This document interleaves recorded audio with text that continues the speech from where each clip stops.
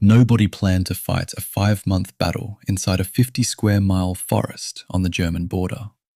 It just happened that way, one decision at a time, one division at a time, until the Hürtgen had swallowed more American soldiers than most people realized this war ever cost in a single place. It started in September 1944, when Allied commanders fresh off the liberation of Paris believed Germany might fold before winter. It ended in February 1945, having ground through at least 9 American divisions and somewhere between 33,000 and 55,000 casualties. The single longest battle the United States Army has ever fought on foreign soil. The forest itself was the first problem.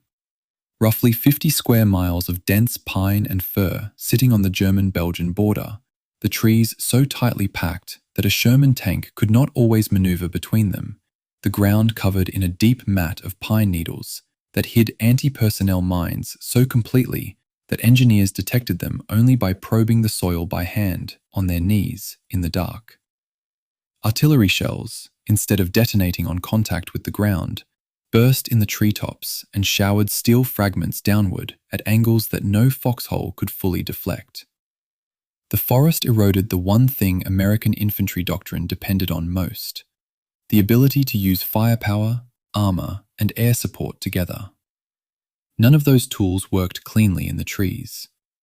What was left was men on foot, in mud, fighting other men on foot who had spent weeks preparing exactly the ground they were defending. The reason American commanders kept pushing into the Hürtgen instead of bypassing it is something military historians still argue over. And honestly, every time I read through the operational correspondence from 1st Army headquarters in those months, I come away more struck by the cumulative weight of sunk cost than by any clear strategic logic. The most coherent rationale was the Roer River dams. Enormous concrete structures capable of releasing enough water to flood the Roer Valley and strand any Allied force that had already crossed the river. The dams sat in the southeastern corner of the forest. If American units crossed the Roer without controlling those dams, and the Germans opened the floodgates, entire divisions could be cut off on the far bank. But American commanders in the early weeks of the campaign did not make the dams the primary objective. They made the villages and roads of the forest interior the primary objective. And the dams were not fully addressed until months of blood had already been spent on ground that produced little in return. Into this situation walked the 28th Infantry Division in November 1944, a Pennsylvania National Guard unit already worn from weeks of fighting, whose patch the men had long since started calling the Bloody Bucket. Their objective was the town of Schmidt, sitting on a ridge that overlooked the Roer dams, reached by a single road that ran through the villages of Vossenack and Kommerscheid, along a ridge so narrow that armor could barely move without sliding off into ravines on either side. The 28th took Schmidt on the 3rd of November, held it for roughly 24 hours, and then watched German armor and infantry reclaim it in a counterattack the division could not stop. By the time the battle for Schmidt was over, the 28th had lost 6,184 men, killed, wounded, missing, and captured, and the 707th Tank Battalion attached to them had lost 31 of its 52 Sherman tanks. They had advanced barely a handful of kilometers. The regiment whose story military historian Charles MacDonald later called one of the worst divisional actions in American military history had been through it all in under 2 weeks. And yet more divisions followed.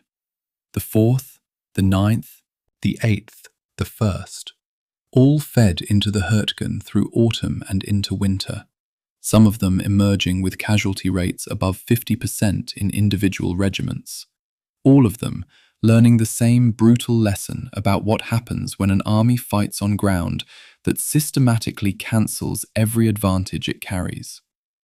German losses reached roughly 28,000 across the same period, fewer than the Americans, and on defended ground.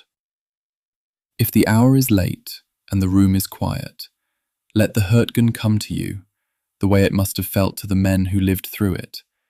not as a named battle on a campaign map, but as cold and mud and trees that closed out the sky, and the sound of artillery bouncing between trunks in every direction at once, so that a soldier could not easily tell where fire was coming from.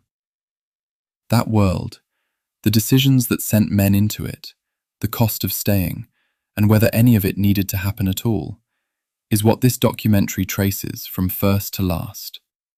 This is the entire history of the Battle of Hürtgen Forest, America's bloodiest battle. The Hürtgenwald sits in what Germans call the Eifel, a crumpled highland region east of the Belgian border, west of the Roer River, south of Aachen, north of the Ardennes. Roughly 140 square kilometers of dense conifer plantation, ravines, creeks, and fire breaks. On a topographical map, it looks like a manageable obstacle. An analyst mapping the area could look at the road network, sparse but present, and conclude that an infantry division with tank support and air cover could push through it in a week. That analyst would be wrong. Not because the maps were inaccurate, because maps don't tell you what it feels like to walk into a forest where every trail junction has been pre-registered by artillery, where every creek crossing is a potential killing ground, where the trees themselves become weapons when shells detonate in their canopy. Maps describe the land. They don't describe what the land does to an army. By the middle of September 1944, the Allied pursuit of the German army across France had produced something very close to euphoria at the senior command level. The German Army Group B had been battered at Falaise in August, was streaming east in disorder, and American intelligence summaries, the very people who had correctly assessed the Hürtgen's dangers, were simultaneously filing optimistic estimates that the war could be over by Christmas. Both assessments sat in the same filing system. One was acted upon, one was shelved. The Oberkommando der Wehrmacht's own war diary for this period shows German forces in genuine, deep distress, retreating, regrouping, pulling back to what they called the West Wall. The Americans read this as collapse. The Germans were reading it as a strategic withdrawal to prepared positions. Let me be specific about what those positions were. The West Wall, the Siegfried line to Allied planners, was not a line in any conventional sense. It was a defensive belt, constructed between 1936 and 1939 under Organization TOT, comprising approximately 18,000 individual fortifications stretched across roughly 630 kilometers.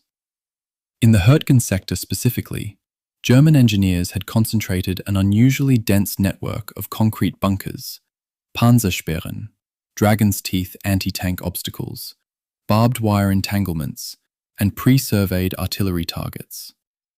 The Americans knew this. They had captured detailed West Wall blueprints in 1940 after the fall of France. Those blueprints were translated. They sat in files. They did not become the foundation of assault planning in September 1944. The initial American rationale for entering the Hürtgen wasn't even a desire to take it.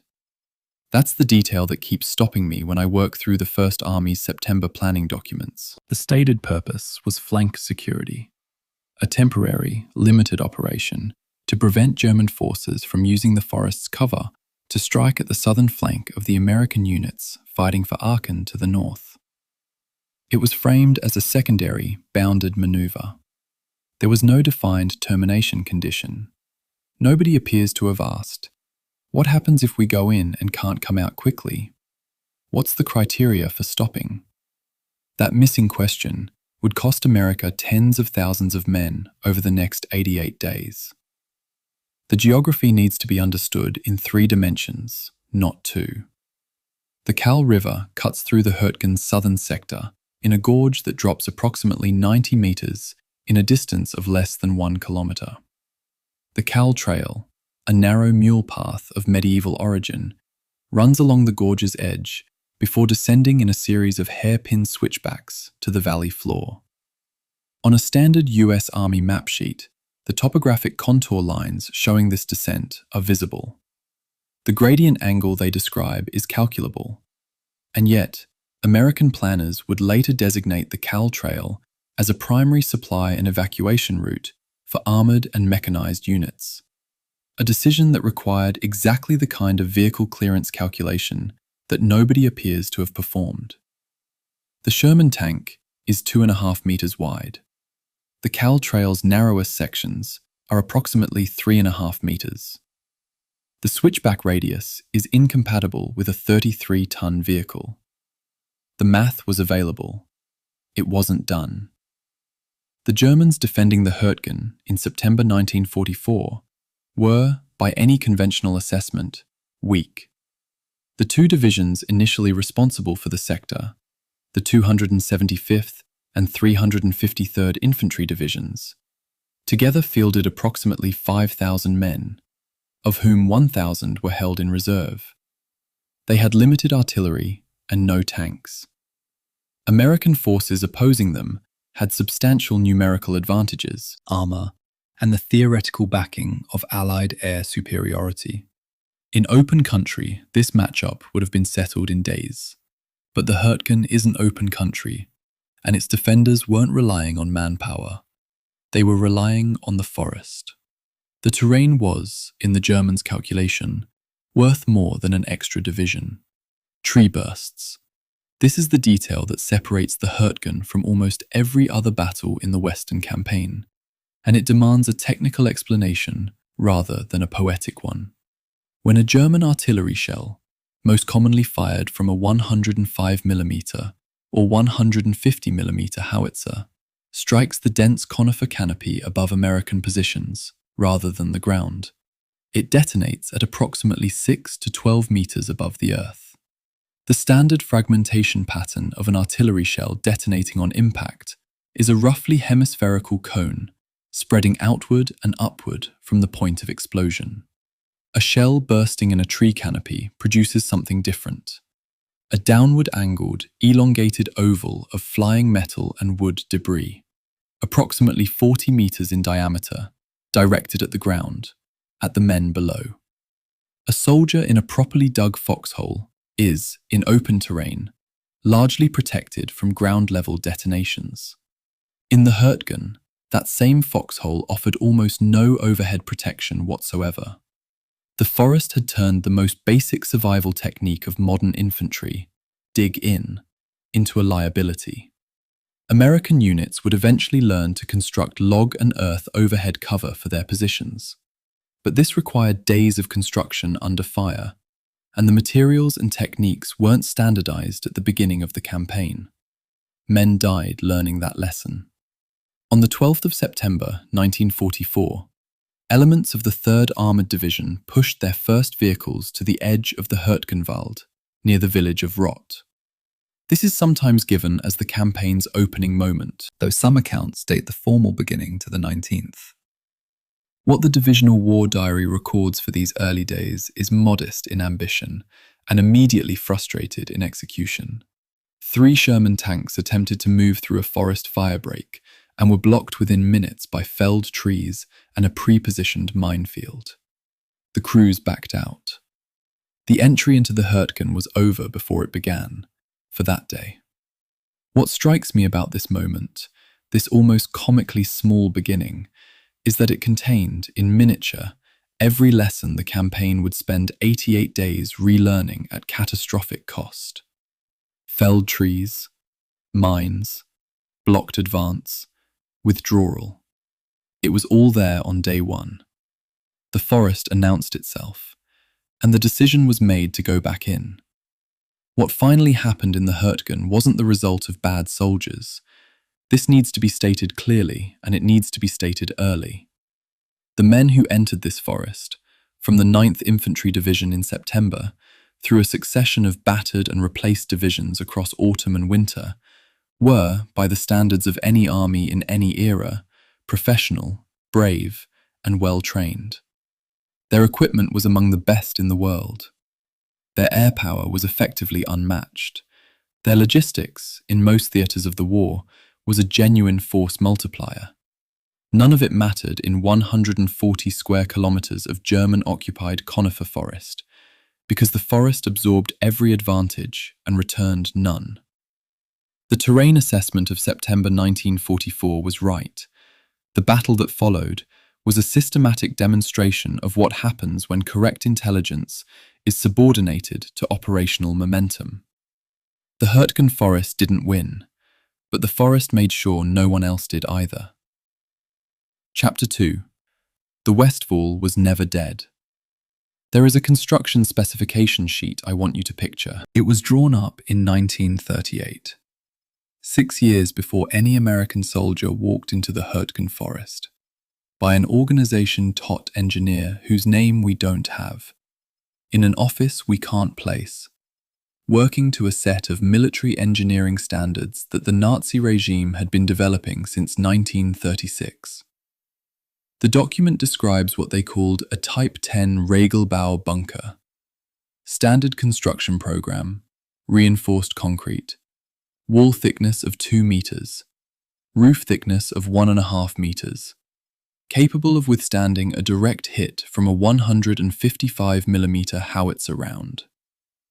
The Americans, in the autumn of 1944, were firing a 155mm howitzer, the same gun that had existed in some form since 1918. A 1918 weapon against a 1938 wall. That was the arithmetic of the West Wall. The Siegfried Line's construction was one of the largest engineering projects in European history up to that point. Over approximately 3 years, Organisation TOT deployed somewhere in the region of 100,000 workers across a 630-kilometre front. What they built was not a wall in the conventional sense. The romantic image of a continuous concrete barrier is misleading. What they built was a system. Overlapping fields of fire, interlocking defensive positions, concrete bunkers sited to cover each other's blind spots, and anti-tank obstacles designed not to stop armoured vehicles outright, but to channel them. The dragon's teeth, those truncated concrete pyramids that became almost iconic in wartime photography, were not stopping devices. They were direction signs. They pointed Allied tanks toward the ground that German anti-tank guns and Panzerfaust teams were already covering. I want to spend a moment on the bunkers themselves, because the technical detail matters enormously to understanding why American artillery was so spectacularly ineffective in the Hürtgen. A Type 10 Regelbau bunker contained approximately 78 cubic meters of reinforced concrete, somewhere close to 195 metric tons of material per structure. With approximately 1,200 prepared positions in the Hürtgen sector alone, a figure that emerges from post-war examination of German Army Group B records, and which is substantially higher than the 200 that American intelligence estimated before the battle. The Germans had embedded an almost incomprehensible quantity of hardened infrastructure into the forest. During the month of October 1944, United States 1st Army Artillery fired more than 40,000 rounds into the Hürtgen sector. Post-battle damage assessment found structural penetration in fewer than 3% of identified bunker positions. Fewer than 3%. The math from that failure is grim. Approximately 1,330 shells fired for every bunker destroyed or rendered inoperable. Here is the thing about the dragon's teeth that the history books often smooth over. They weren't a failure of German engineering imagination. They were a success of it. The Germans understood, before the war, that they couldn't build a wall strong enough to stop every Allied tank indefinitely. That wasn't the point. The point was navigation. Faced with an impassable field of concrete obstacles, Allied tank commanders would instinctively look for gaps, for roads, for prepared approaches. And those approaches, every one of them, had been mapped, ranged, and registered by German artillery and anti-tank units long before a single Allied vehicle arrived. The obstacles didn't stop the armour, they herded it into killing grounds that had been waiting since 1938. The German defensive tactic in the forest built on this infrastructure through a concept called the Widerstandsnest, resistance nest. Rather than attempting to hold a continuous line across 140 square kilometers of forest, an impossible task even with unlimited troops, German commanders established mutually supporting strongpoints at terrain key features: trail junctions, creek crossings, ridge lines, firebreak intersections. Each nest could defend itself in 360 degrees. More importantly, each nest was linked to adjacent ones through pre-registered artillery tables. Attacking one position brought fire from 2 or 3 others simultaneously. Bypassing a position left it intact to cut supply lines. The system was, in engineering terms, elegant. It required relatively few men to operate. It used the terrain as its primary weapon, and it was almost perfectly suited to the specific geography of the Hürtgen. The Americans didn't have a doctrine ready to defeat it, because they hadn't seriously expected to fight in terrain like this. The Panzerfaust deserves its own technical moment here, because its transformation in the Hürtgen from desperation weapon to precision tool tells you something fundamental about how environment shapes military effectiveness. In the open fields of Normandy or the plains of northern France, the Panzerfaust, a single-shot, disposable anti-tank rocket launcher, required a German infantryman to expose himself at close range to a tank that had its full crew and field of view intact. The effective range was 60 meters. The optimal range for a sure kill was closer to 30. In the open, closing to 30 meters from an American Sherman meant crossing ground that the tank's machine guns and crew could cover easily. In the Hürtgen, that same 30 meters might be 3 trees and a firebreak. German anti-tank teams trained to move through the forest unseen, approach tanks from their blind angles at the rear or sides, and fire at distances where the shaped charge warhead was almost certain to penetrate. The weapon hadn't changed. The terrain had made it devastating. There is a moment documented in the 9th Infantry Division's after-action materials from October 1944 that I find almost unbearable in its precision. An engineer company from the division identifies a Tobruk stand, a circular, concrete one-man fighting position, low to the ground, with a ring mount for a machine gun and a 180-degree field of fire covering a specific forest firebreak. The position has been cited by the German engineers who built it so that it cannot be approached from the front without crossing open ground. An infantry company attempts to take it. The company loses approximately 40 men. The Tobruk stand was a single-man position. The asymmetry in that exchange is almost absurd, except that it happened, and it happened repeatedly. One man, one concrete ring, one pre-ranged field of fire. There is also the artillery pre-registration problem, which is both technical and philosophical, and which defined the rhythm of killing in the Hürtgen more than any other single factor. The German concept was called Sperrfeuerzone, barrage fire zone. German artillery and mortar crews had calculated firing solutions for every clearing, trail junction, stream crossing, and firebreak in the Hürtgen before September 1944. A German forward observer didn't need to see American troops. He needed to see that Americans were entering a sector. He called a grid reference, a number he already had on a prepared table, and shells arrived within 90 seconds.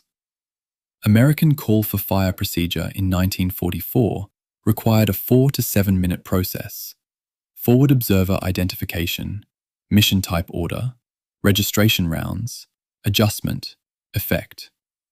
Against a system that had already done all that work in peacetime, the Americans were consistently losing 3 to 5 minutes of the kill chain every time the artillery exchanged. 3 to 5 minutes is a very long time in the forest. What strikes me, sitting with these technical details, is that none of this was hidden information. The Allies had captured Westfall construction blueprints in 1940. They had examined the fortifications at length. They had, in some cases, published analyses of German defensive engineering in military journals.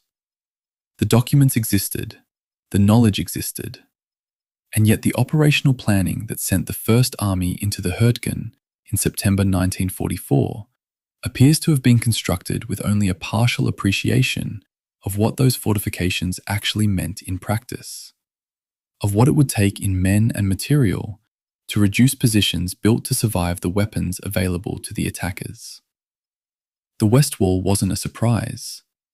It was a problem that was assessed, categorized, and then, somewhat optimistically, set aside. The forest collected payment for that optimism in the currency it preferred. By the time the 9th Infantry Division's initial engagements concluded in October, the ratio of American effort to German structure was becoming undeniable. Tens of thousands of rounds expended, 4,500 men lost, approximately 3,000 yards gained. The bunkers had not crumbled. The Widerstandsnester had not been eliminated. The forest had absorbed an army's worth of firepower and given up a strip of ground roughly the width of a small city block. The West Wall had been declared dead by Allied propaganda in September, when German forces were streaming back toward the Rhine, and the war appeared to be almost over. It wasn't dead. It had been waiting, in 2 meters of reinforced concrete, in pre-ranged artillery tables, in single-man fighting pits covering forest fire breaks, for exactly the kind of attritional battle that the Americans had now, almost accidentally, agreed to fight. Chapter 3. The Old Reliables Walk into the Dark. The 9th Infantry Division was called the Old Reliables. They'd earned it. North Africa, Sicily, Normandy. They were one of the most combat-experienced American divisions in Europe by the autumn of 1944. These weren't green troops stumbling toward a difficult assignment. They were professionals who'd already survived some of the hardest fighting of the war. And on the 19th of September, 1944, they walked into the Hürtgen Forest and began to disappear. Not dramatically, not in a single catastrophic engagement. They disappeared incrementally, company by company, the way a formation loses itself when the terrain systematically removes everything that makes a modern army effective: communications, combined arms coordination, the ability to see the enemy and be seen by your own forces. The first warning came on the 16th of September, 3 days before the formal battle start date, when the 47th Infantry Regiment captured the small village of Schevenhut on the northern edge of the forest, with almost no resistance. The divisional war diary records this as a smooth penetration. At division headquarters, that phrase seems to have produced a kind of optimism, an inference that the forest's interior would yield similarly. It's an understandable inference. It was wrong. Schevenhut sits at the forest's margin, in territory that the German defenders considered expendable. The interior of the Hürtgen was a different calculation entirely. By the time the 39th and 60th Infantry Regiments pushed toward the village of Schmidt, they found ground that had been prepared for exactly the kind of fight that forest geography made possible, and they found it unprepared for what that meant. The radio communications failure is a detail that the standard battle histories mention briefly and move past, but I think it deserves more attention because it explains so much of what followed. The standard company-level radio of the American Army in 1944 was the SCR-300, a backpack transceiver with a stated effective range of approximately 3 miles in open terrain. In dense conifer forest, particularly in the Eifel's wet autumn conditions, that range collapsed. Moisture in the tree canopy scattered the FM frequency signals. Trunk density degraded transmissions. In documented cases from the 9th Division sector, effective communication range dropped to a few hundred yards, less than the width of the positions a company was trying to coordinate. Companies that were supposed to be operating in mutual support could not reliably communicate with each other. Battalions lost touch with their companies. The command net that a modern army depends on to maintain situational awareness and direct combined arms fire simply stopped working. And in the absence of radio, the 9th Division was running messages by foot, on trails that were covered by German mortar fire. The American Army of 1944 was fighting a 20th century war with 19th century communications, not by choice, but because the forest had unmade their technology. Wire communications, physically laying field telephone cable, became the preferred alternative, but it required a wire team to physically string cable through terrain under fire, a process that typically took 6 to 8 hours per circuit. 6 to 8 hours to establish a telephone line, in a battle where the tactical situation was changing in minutes. And wire, once laid, was fragile. A single mortar round near a cable run could sever communications for an entire sector. The Germans knew where the cable was likely to run, along trails, creek banks, fire breaks, because those were the only routes available. Pre-registered fire on those routes wasn't just killing soldiers, it was systematically destroying the 9th Division's nervous system. On the 5th of October, the 39th and 60th Regiments attacked towards Schmidt, while the 47th held a defensive line. What happened over the next 11 days has been described in various histories as heavy fighting, which is accurate but insufficient. The Monschau-Düren Road was cut quickly, a genuine tactical success. Then both regiments hit the prepared German positions, and the tempo changed entirely. The 2nd Battalion of the 60th was reduced to roughly a third of its strength after the first day.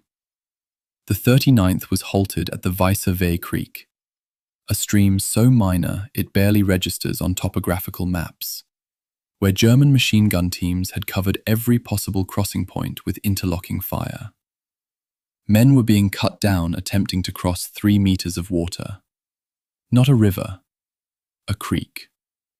I want to examine the Weißer for a moment, because it's diagnostic. The creek isn't an obstacle in any conventional military sense.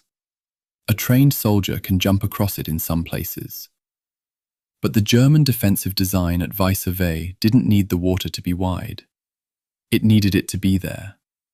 A linear feature that American units would instinctively approach perpendicular to, funneling them into the specific ground that German machine gun teams had already ranged. The creek was a signpost, not a barrier. It said, "Stand here, in the open, while we adjust our fire." And the 9th Division's men, responding with the training and courage they had, kept trying to cross it. 3 separate battalion-level assaults failed. The creek didn't defeat them. The pre-planned fire on the creek defeated them. By the 16th of October, the arithmetic had become impossible to ignore at division headquarters. 27 days of combat, approximately 4,500 casualties, killed, wounded, or missing. Roughly 3,000 yards gained, 2¼ casualties per yard. More than 1 soldier lost for every step forward. The 9th Infantry Division, the old reliables, veterans of 3 previous campaigns, was pulled from the line, spent. The 28th Infantry Division arrived to replace them. And here is the thing that I keep returning to, the thing that sits uncomfortably in the historical record. The plan the 28th Division received was substantially the same plan that the 9th had just failed to execute. Nobody appears to have looked at 4,500 casualties and 3,000 yards and concluded that the plan itself needed replacement rather than the division. The medical dimensions of the 9th Division's engagement deserve a specific moment because the after-action reports from the division's medical officer contain a source conflict that matters. The official casualty analysis attributed the majority of losses to indirect fire, mortar, and artillery. But the regimental chaplain's accounting for the same period, based on the wounds of men he attended personally, noted that more than half bore wounds consistent with close-range rifle fire and fragmentation at ground level, suggesting that a significant proportion of casualties came from close-contact fighting rather than long-range shelling. These 2 documents are describing the same men and reaching different conclusions. The discrepancy isn't a matter of someone lying, it's a matter of observation position. The medical officer worked from casualty classifications. The chaplain worked from bodies.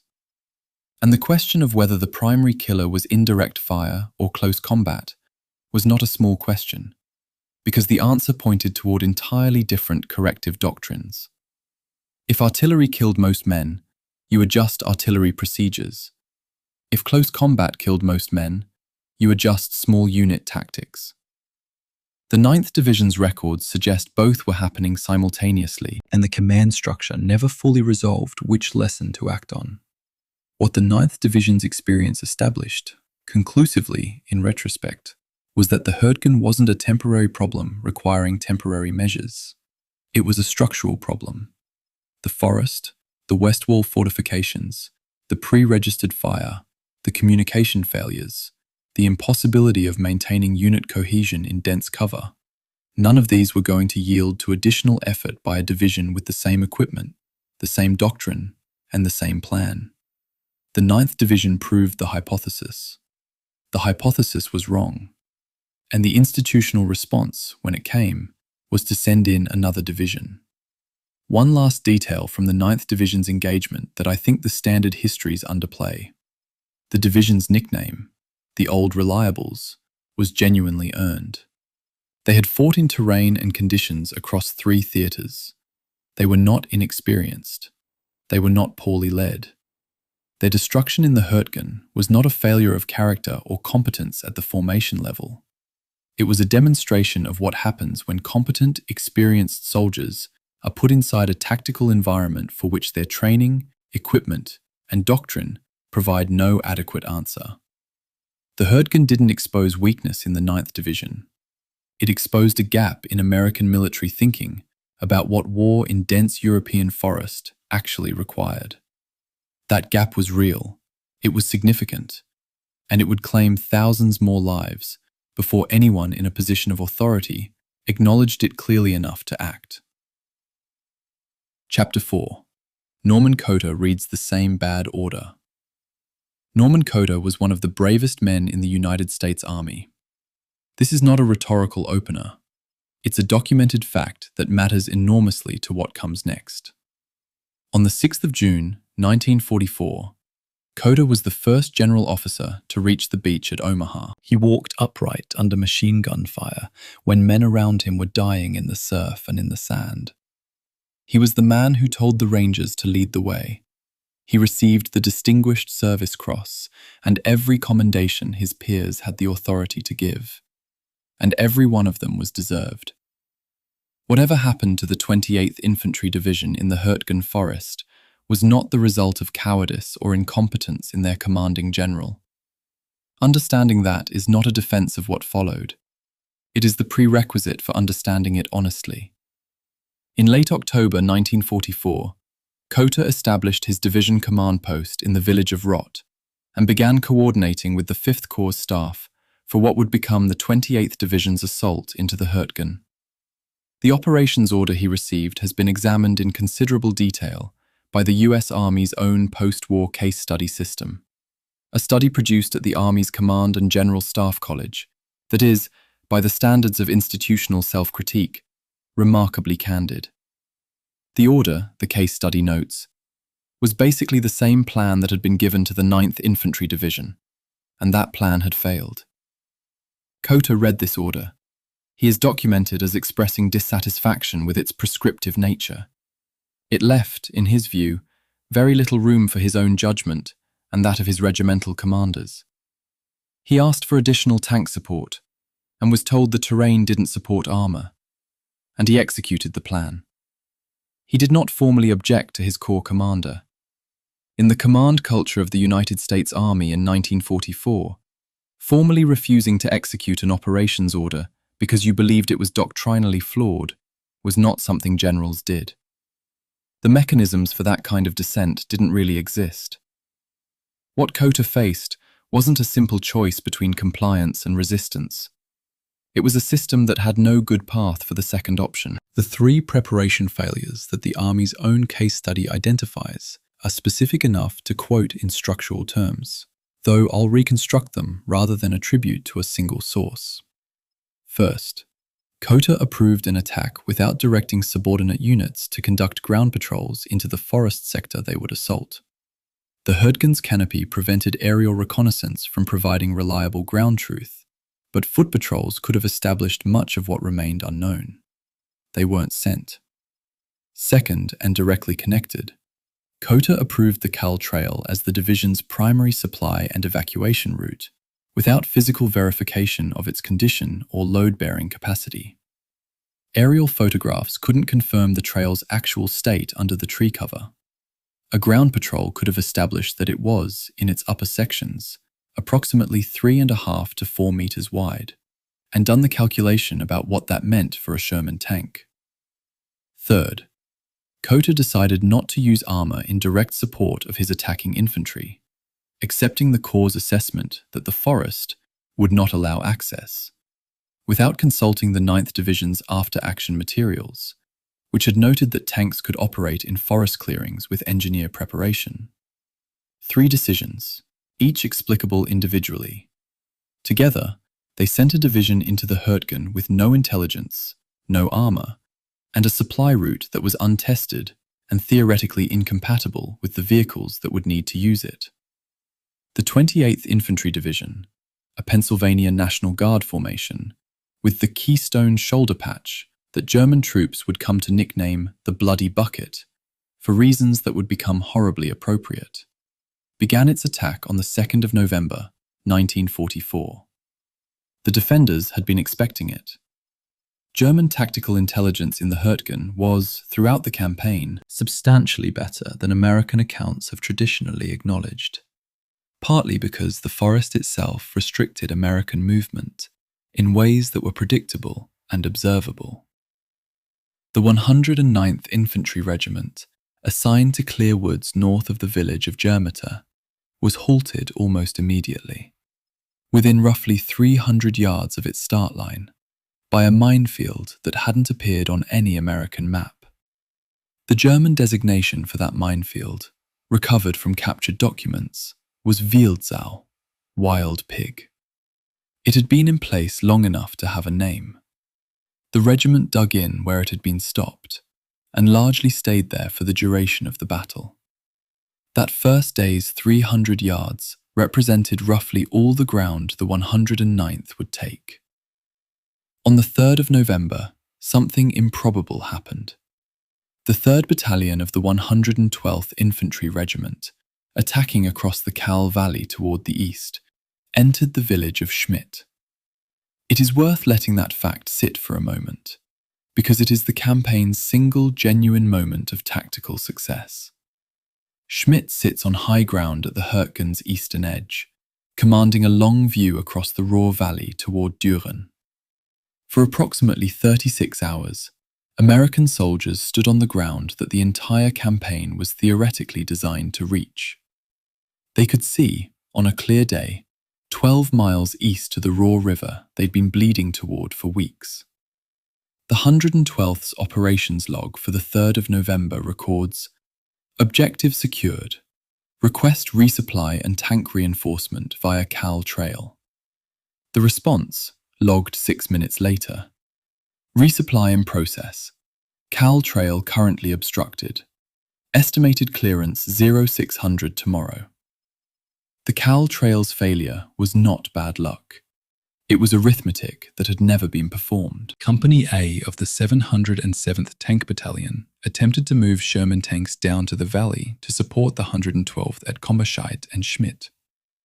Post-battle engineering analysis of the trail established that its narrowest point measured approximately 3.5 meters in width. A Sherman tank's hull, excluding track overhang, was 2.5 meters wide. Track overhang on each side added roughly 20 centimeters, bringing the effective vehicle width to approximately 2.9 meters. The margin between tank and trail edge was, in the narrowest sections, less than 30 centimeters per side. On hairpin switchbacks, in mud and darkness, that margin was insufficient. 3 tanks blocked the trail. 2 threw tracks on the turns. 1 slid toward the embankment edge and lodged against a tree, closing the route for hours. Of 8 Shermans committed, 3 eventually reached the valley. The men at Schmidt and Kommerscheid waited for armor that was shedding its tracks 3 kilometers behind them. At dawn on the 4th of November, the 116th Panzer Division attacked Schmidt from the east. The German armored counterattack employed a technique documented in their own regimental records, a rolling Panzerkeil, armored wedge, in which each tank advanced under direct covering fire from the one behind it, with infantry moving within the shadows of the hulls. Against a battalion that had no anti-tank guns, Kota had retained his tank destroyer units in the rear as artillery augmentation. The Shermans that had made it across the Kall were outnumbered and isolated. The men of the 3rd Battalion used bazookas. They used them as they'd been trained to, getting close, targeting the weaker side armor, attempting to hold positions under artillery and direct fire simultaneously. They held for approximately 4 hours. Then the battalion began to fragment. Individual soldiers and small groups starting to move west without orders. The cohesion breakdown that comes when a unit has absorbed more than it can absorb and the command network is no longer functioning. The official report describes an ordered withdrawal. Survivor accounts, collected by American military historians in the months after the battle, suggest the order followed the movement rather than preceding it. What I find in the source conflict between the official divisional report and the survivor testimony isn't evidence of a cover-up exactly. It's evidence of something more institutional. The army in 1944 had a strong preference for actions being described in terms of decisions rather than breakdowns. An ordered withdrawal is a command decision. A spontaneous dissolution is a failure. Both things happened at Schmidt, probably simultaneously. Some men withdrew on order, others moved before the order existed, and the report collapsed them into a single, tidier narrative. The distinction matters not because it changes the outcome, but because it changes the lesson. A unit that breaks under pressure needs different doctrinal response than a unit that receives an order to withdraw. The report chose the version that fit existing doctrine. Kota, by every available account, did not collapse under the weight of what had happened to his division. He continued to command, continued to coordinate, continued to function as a general officer in an impossible situation. The case study on his performance is critical of his preparation decisions and measured in its assessment of his command during the battle itself. What it cannot quite find a way to address is the question of what would have happened to a general officer who had stood in front of his corps commander in late October and said, "This plan failed when the 9th Division ran it. I won't execute it." That officer's career prospects in the United States Army of 1944 were not good. The system that produced the Hürtgen's failures didn't produce them because the generals were cowards. It produced them because it had built a culture that confused the execution of orders with the exercise of professional judgment, and it had no formal mechanism for distinguishing between them.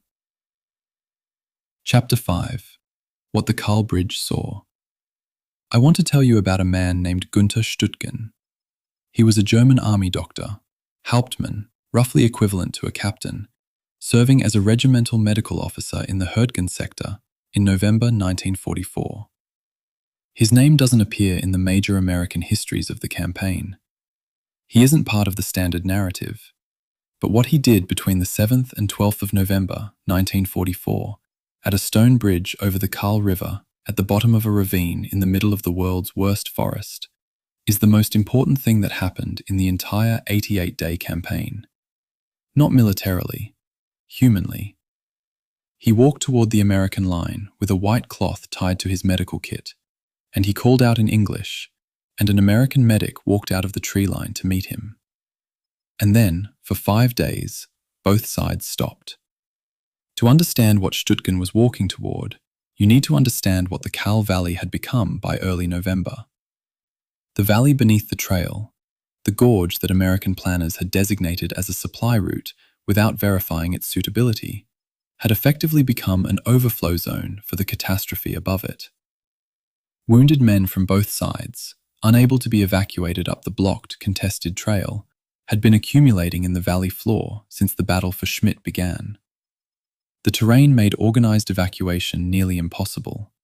The trail that was the only route in and out was simultaneously a supply route, an artillery target, and an infiltration corridor for German infantry.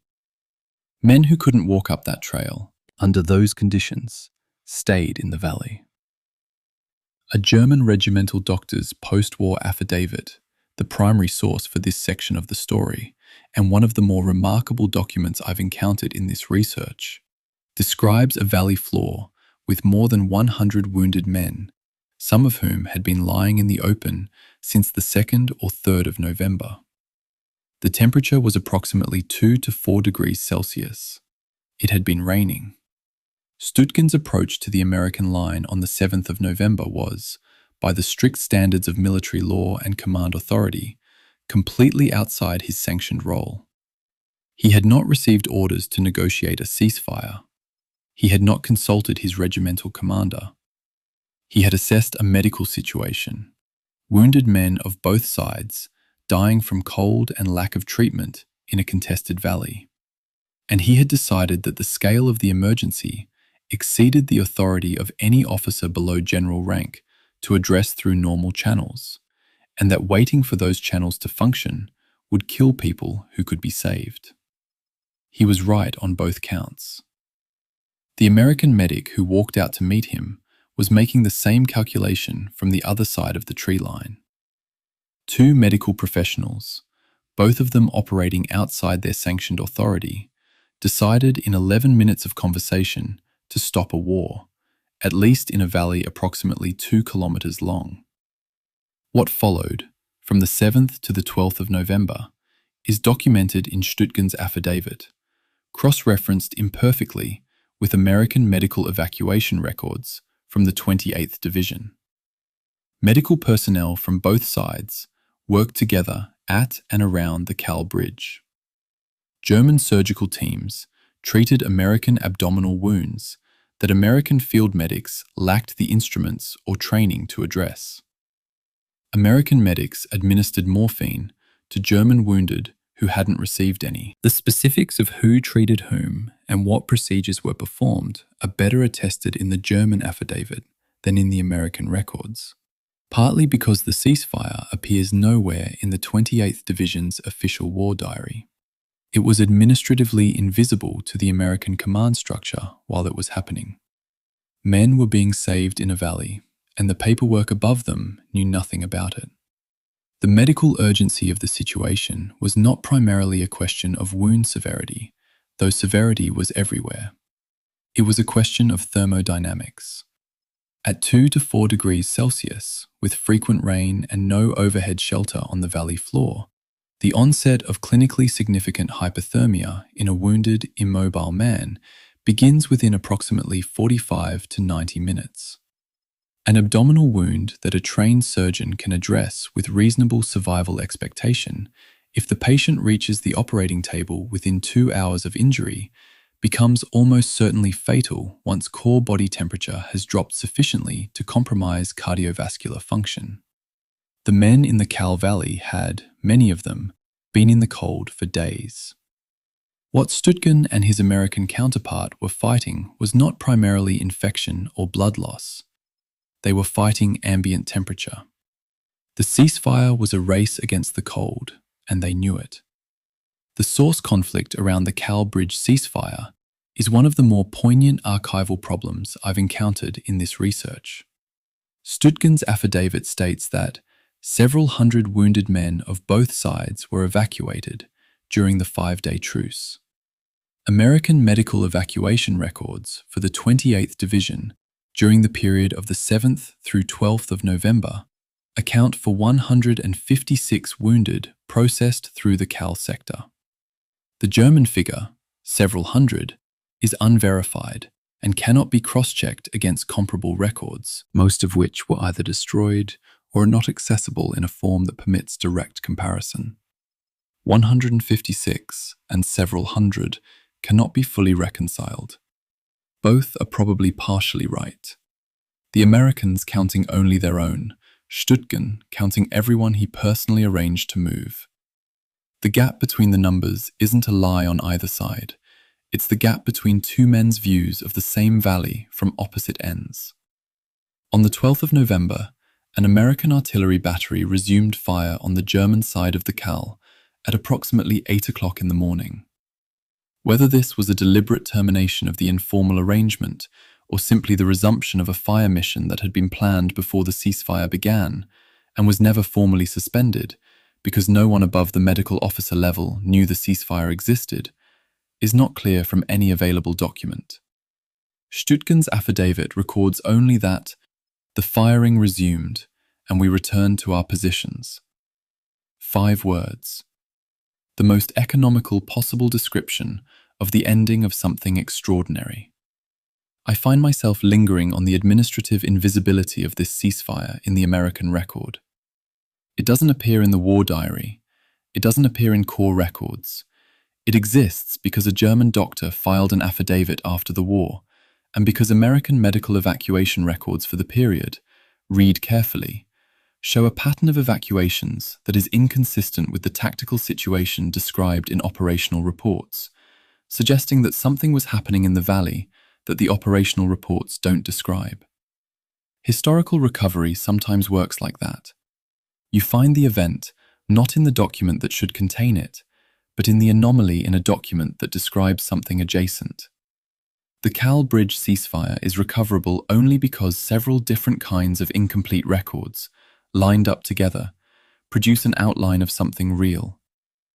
The 28th Infantry Division's casualty report for the period of the 2nd through 18th of November 1944 records 6,184 total losses, killed, wounded, missing, and captured. That figure represents approximately 44% of the division's effective strength. In 16 days, a full American infantry division was reduced to a little over half of itself. The 28th entered the Hürtgen as one of the US Army's capable, experienced divisions, a National Guard formation with combat experience going back to Normandy. It left requiring complete reconstitution. The Kall Bridge ceasefire saved some number of men, somewhere between 156 and several hundred, who might otherwise have died of cold in a valley. In the context of 6,184 casualties, that number is a small fraction. But it is not a small thing. And Günther Hürtgen, a German army doctor acting without orders and without authorization, walking toward an enemy line with a white cloth, is not a small person. He is, in fact, the sanest man in the Hürtgenwald that week. Chapter 6. Operation Queen's Broken Wings. On the 16th of November, 1944, the sky above the Hürtgenwald went dark at midday. Not from weather, from aircraft. More than 1,200 heavy bombers from the United States 8th Air Force, B-17 Flying Fortresses and B-24 Liberators, flew in massed formation over the German defensive positions along the Aachen-Hürtgen sector, accompanied by approximately 480 medium bombers from the 9th Air Force. The combined force dropped approximately 10,097 tons of bombs in a period of several hours. This was Operation Queen, the largest single tactical air bombardment in support of a ground offensive in the Western European campaign. It looked, from any reasonable distance, like the kind of decisive application of Allied air power that should end a tactical problem definitively. It was not. The number, 10,097 tons, is worth holding for a moment before we discuss what it did and didn't accomplish, because the sheer scale of it represents something about how American military thinking approached the problem of the Westfall. If the problem was German defensive strength, the solution was overwhelm.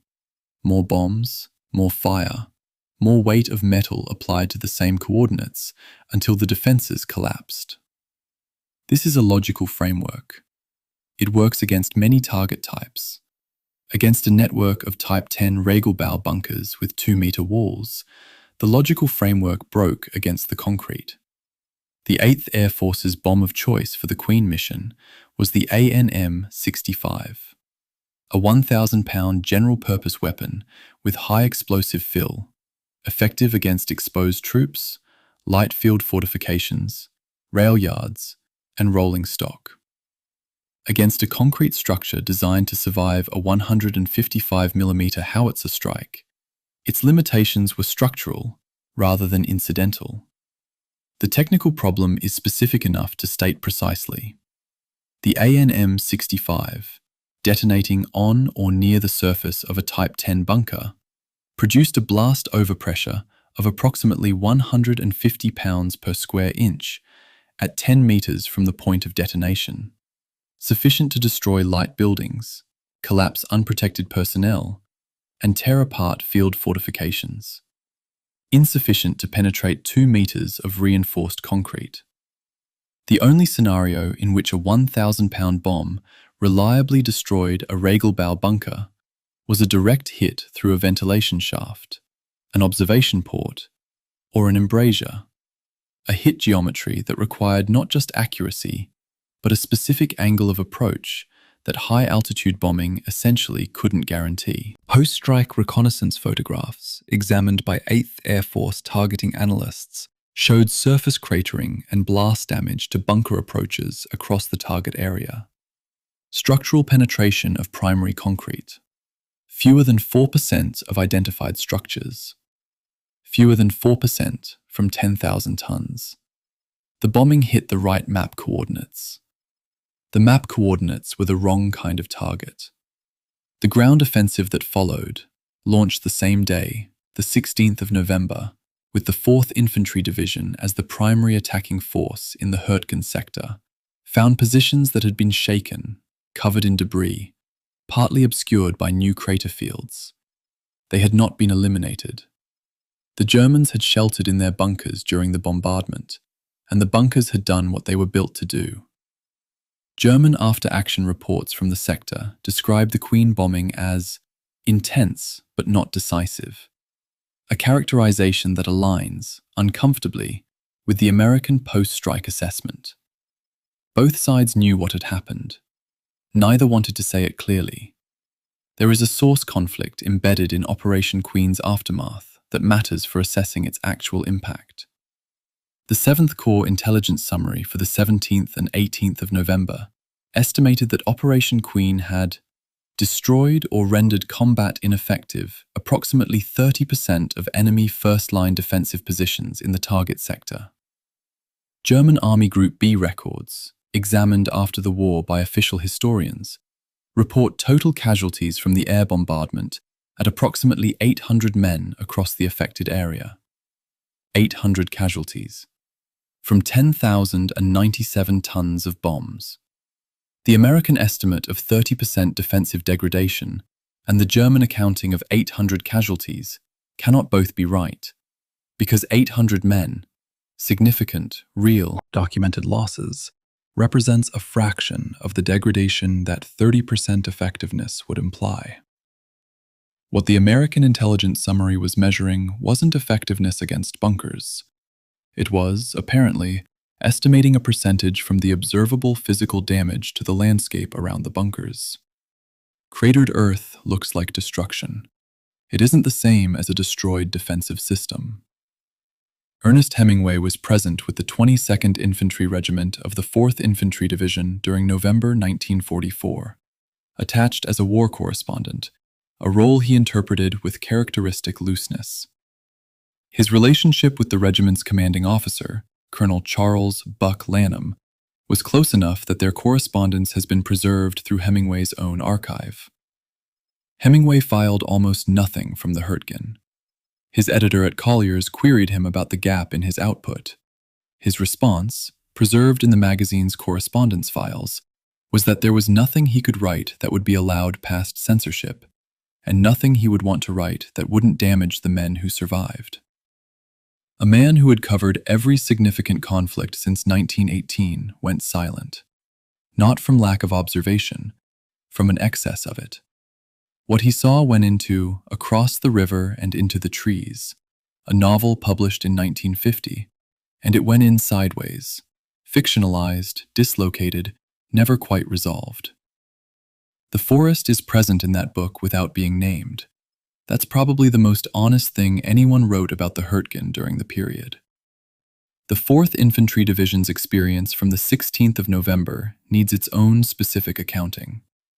The 22nd Infantry Regiment, the regiment Hemingway was with, attacked in parallel with the 8th Infantry Regiment, both pushing into the forest in column with open flanks that invited the precise kind of infiltration and enfilade fire that the forest's geography enabled.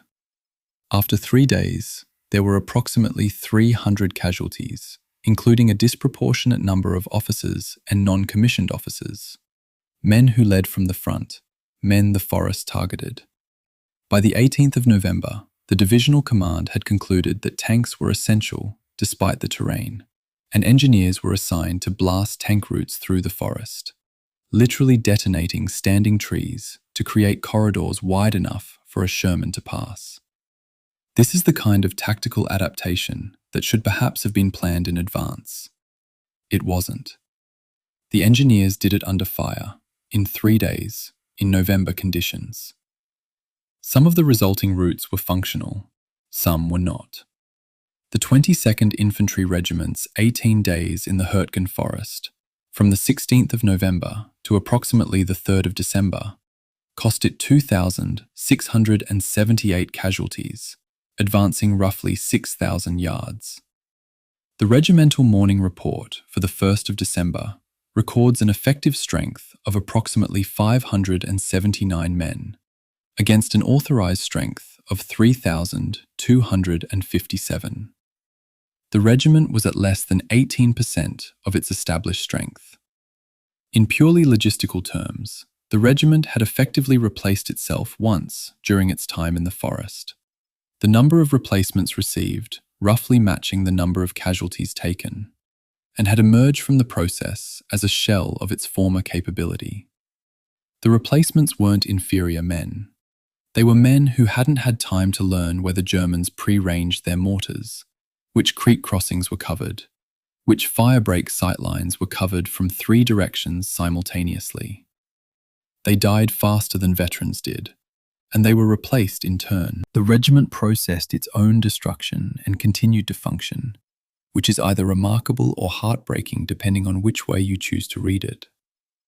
Operation Queen was not a failure of execution. The bombers flew where they were ordered to fly. The bombs landed where the bombardiers aimed them. The mission was executed with the precision available to heavy bomber formations in 1944. It was a failure of targeting concept, a fundamental mismatch between the weapon system chosen and the target type presented. 10,097 tons of bombs against a network of 2-meter concrete bunkers was not a military calculation. It was a hope. And one of the things the Hürtgen Forest does, relentlessly, across its entire 88-day record, is demonstrate what happens when hope substitutes for calculation. Chapter 7. The 22nd Infantry's Arithmetic. There is a single sheet of paper I want to begin with. Not a battle map, not a casualty report filed by a general. A morning report, the most routine administrative document in the United States Army's daily cycle, filed every morning by every unit, recording the number of men present, the number absent, the number sick, the number dead.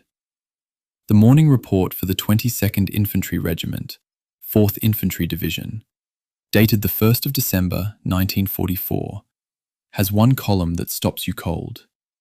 Effective strength, all grades, 579 men.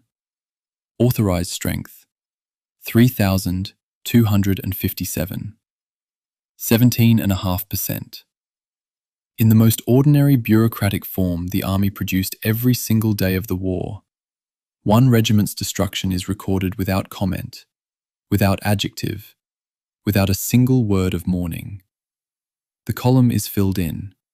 The form is filed. The regiment continues to exist on paper. The 22nd Infantry entered the Hürtgen on the 16th of November, 1944, as part of the 4th Infantry Division's commitment to Operation Queen's ground phase. Two regiments attacked in parallel columns, the 8th along the northern edge of the forest, the 22nd further south, both pushing through dense conifer toward the village of Hürtgen and the Roer beyond. The open flanks that this parallel advance created were not an oversight. They were an accepted risk, or at least they were treated as one. The forest geometry made flank security almost impossible in any conventional sense, because the flanks were simply more forest. More pre-sighted machine gun positions, more registered mortar targets, more ground that the Germans had occupied and studied for months before the 1st American Regiment arrived. What looked like parallel columns advancing on a map was, on the ground, two formations moving through a landscape that had been turned, meter by meter, into an interconnected fire system. Colonel Charles "Buck" Lanham commanded the 22nd Infantry throughout its 18 days in the Hürtgen. The regiment's operations logs from this period are meticulous. The daily entries record not just positions and casualties, but the quality and character of resistance, the specific problems that emerged hour by hour. What they show, read in sequence, is a progressive degradation that is not dramatic, but is relentless. Day 1. Significant casualties, multiple officers among them. Day 3. The 2nd Battalion reduced below effective strength for independent operations. Day 5. The regiment requests additional engineer support to clear trail junctions of booby traps and mines.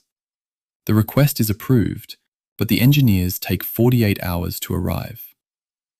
Day 7. A company-level counterattack by German forces, described in the log as unexpected in force and direction. Unexpected because the communications network that should have provided warning of German movement through the forest had, by that point, been partially destroyed by German fire on the wire teams laying it. The replacement pipeline feeding the 22nd Infantry during this period is one of the harder things to look at directly. The 4th Division's personnel records show roughly the same number of replacements received by the regiment as total casualties taken, meaning the unit essentially replaced its own losses in real time while continuing to fight. What those numbers don't show is the experience asymmetry this created. A replacement soldier arriving at the 22nd's assembly area in late November 1944 came from the replacement depot, the Reppeldepot, where he had received a rifle, a helmet, a unit assignment slip, and a truck ride to the edge of a forest. He didn't know which fire breaks were covered by German pre-registered fire. He didn't know that the trail junction 200 meters ahead was a consistent mortar target between 0600 and 0900, because the German battery on the other side of the ridge had a pattern. The veterans knew these things, or had learned them at cost. The replacements hadn't.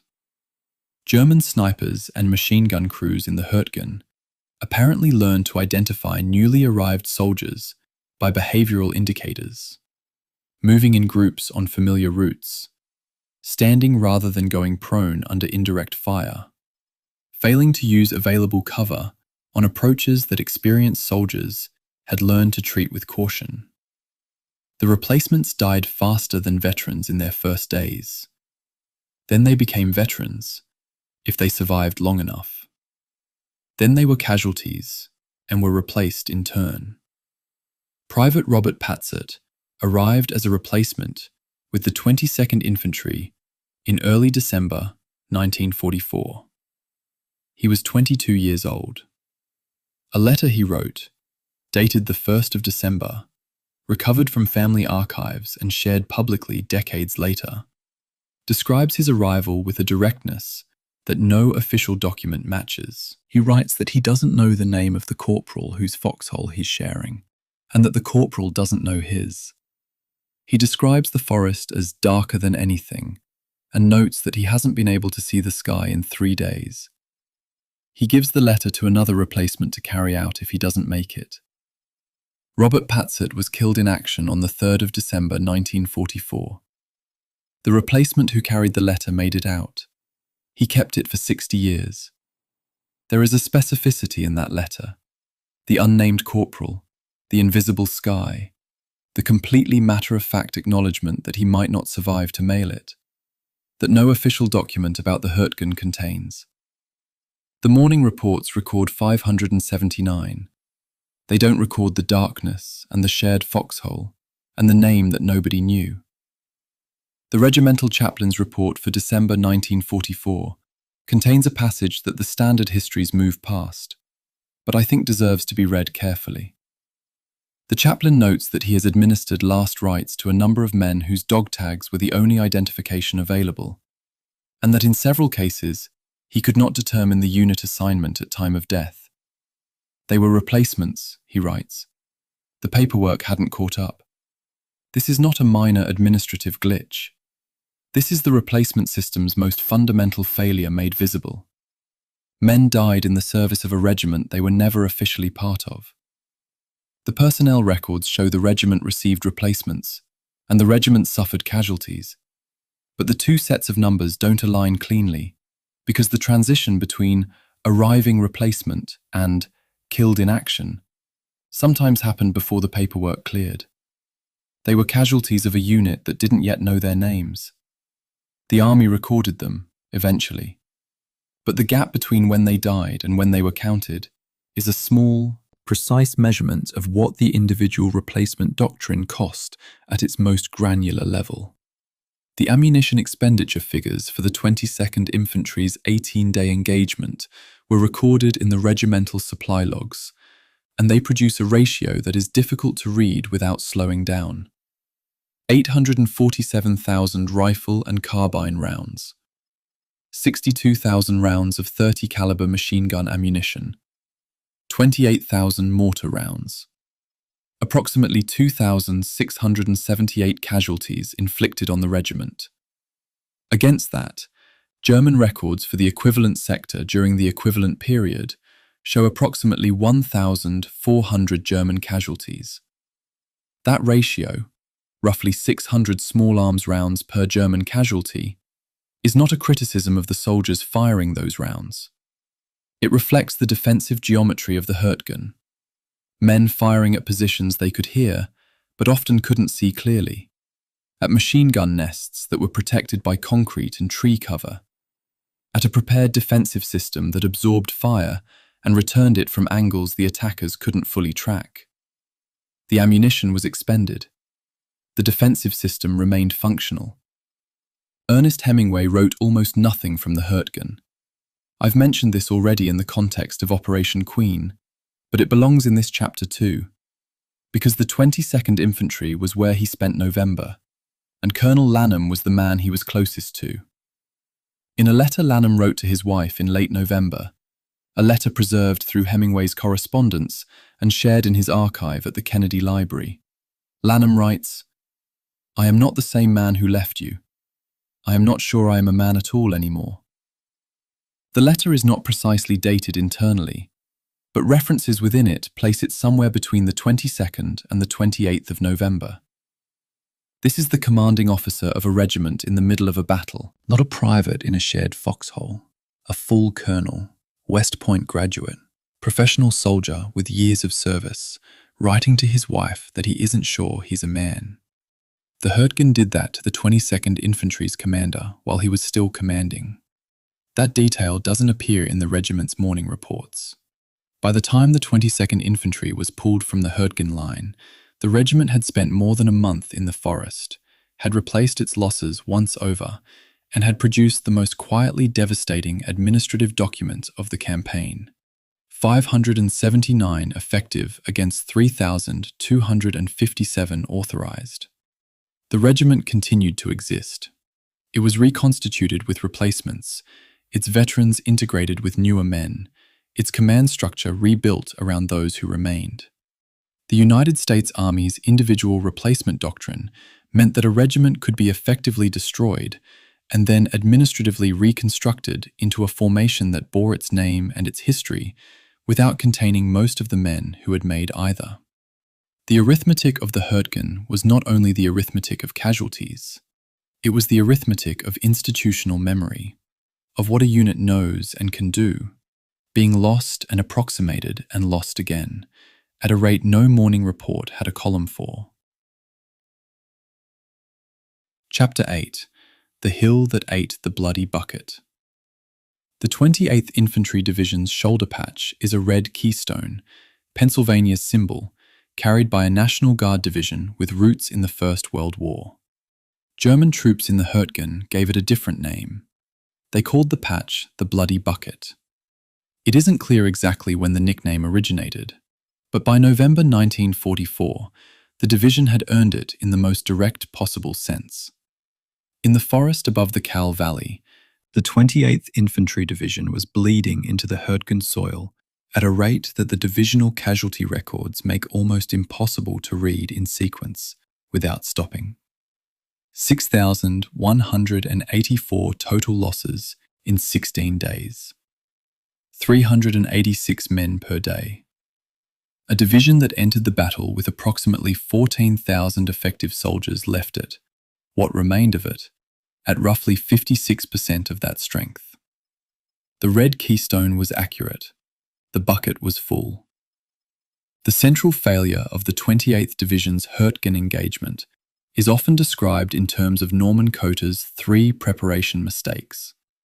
No pre-attack patrol, the Kall Trail as primary supply route, armour kept in the rear. Those failures were real, and they were consequential. But there is a dimension of the Schmidt disaster that the preparation critique alone doesn't fully explain, and it is the dimension of what happened to the 112th Infantry Regiment after it did exactly what it was supposed to do. The regiment captured Schmidt.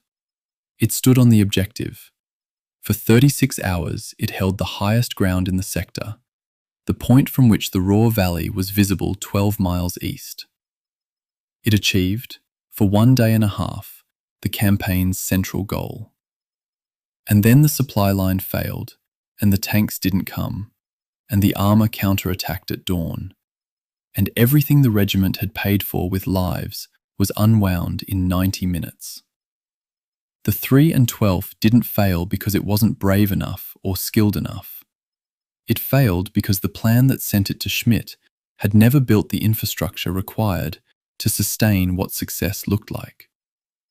The Kall Trail arithmetic has been described in the context of Chapter 4, but it deserves a ground-level perspective here, because the 707th Tank Battalion's experience of the trail is not primarily a story about planning failure. It is a story about what it feels like to be a tank crew trying to force a 33-ton vehicle around a mountain switchback at 3 in the morning in the mud, knowing that the infantry you are sent to support is 3 kilometers further on and waiting for you.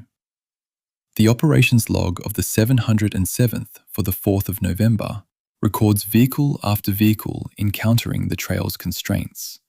Tracks thrown, a tank edged onto an embankment leaning toward the gorge edge, the crew unable to determine in darkness and mud whether it would hold or slide. The engineering analysis conducted after the battle established the trail's narrowest section at approximately 3.5 meters, the tank's effective width at approximately 2.9 meters. In ideal conditions, in daylight, on dry ground, that margin was workable. In mud, in darkness, under intermittent artillery fire, it was not. 3 Shermans reached the bottom, 5 didn't. At dawn on the 4th of November, the German counterattack against Schmidt began.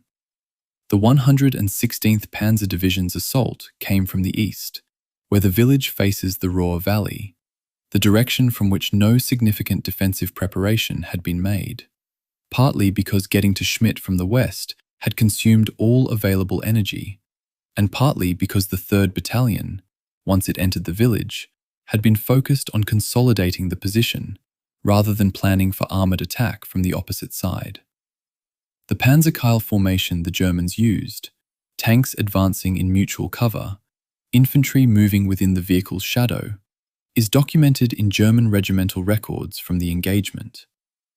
Against a battalion without anti-tank guns, With bazookas as the primary anti-armor weapon, and no direct armor support of its own, the tactical asymmetry was stark.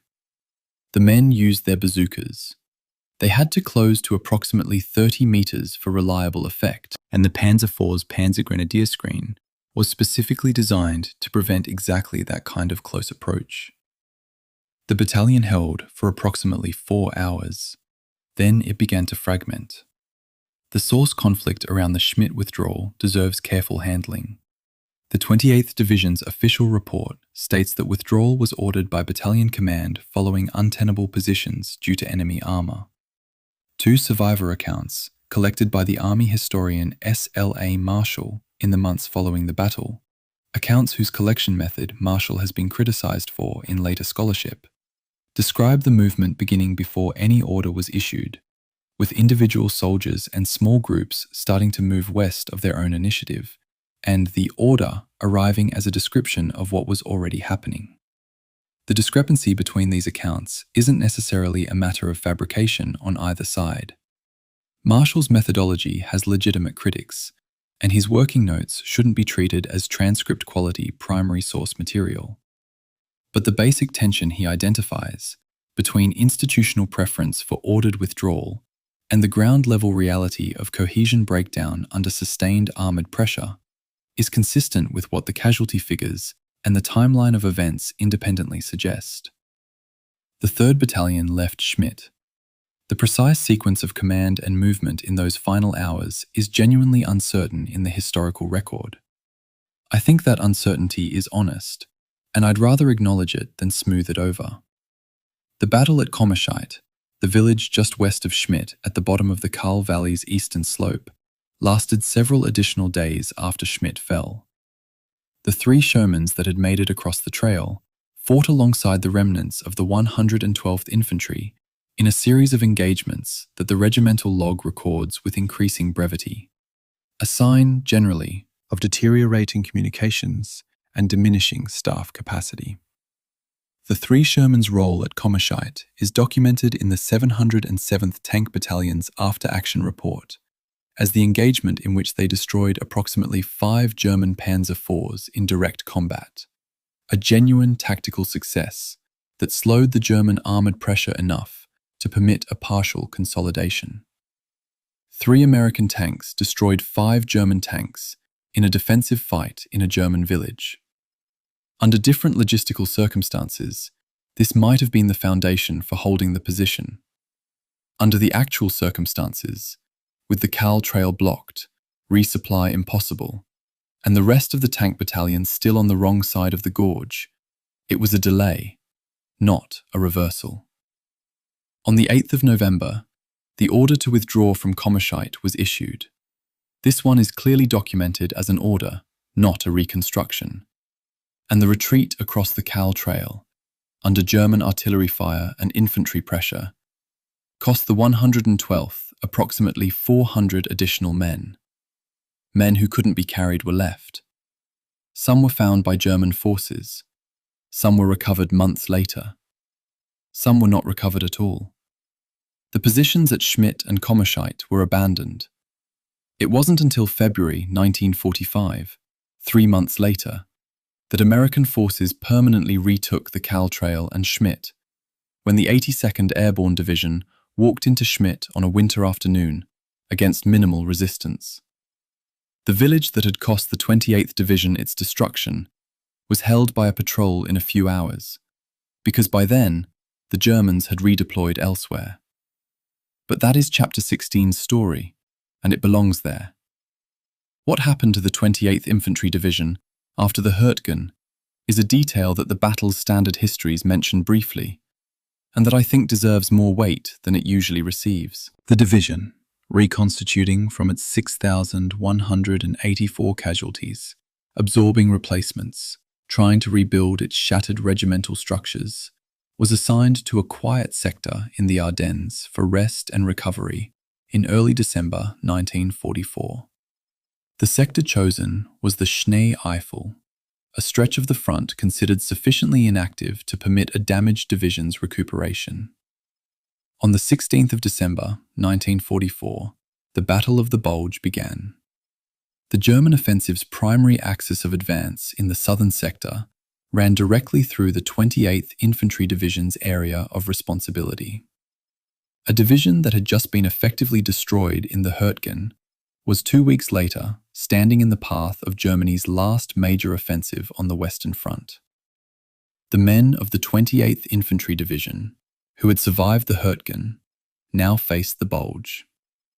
Whether the assignment of the battered 28th to that specific quiet sector was a straightforward logistical rotation or something less defensible is a question the available records don't answer cleanly.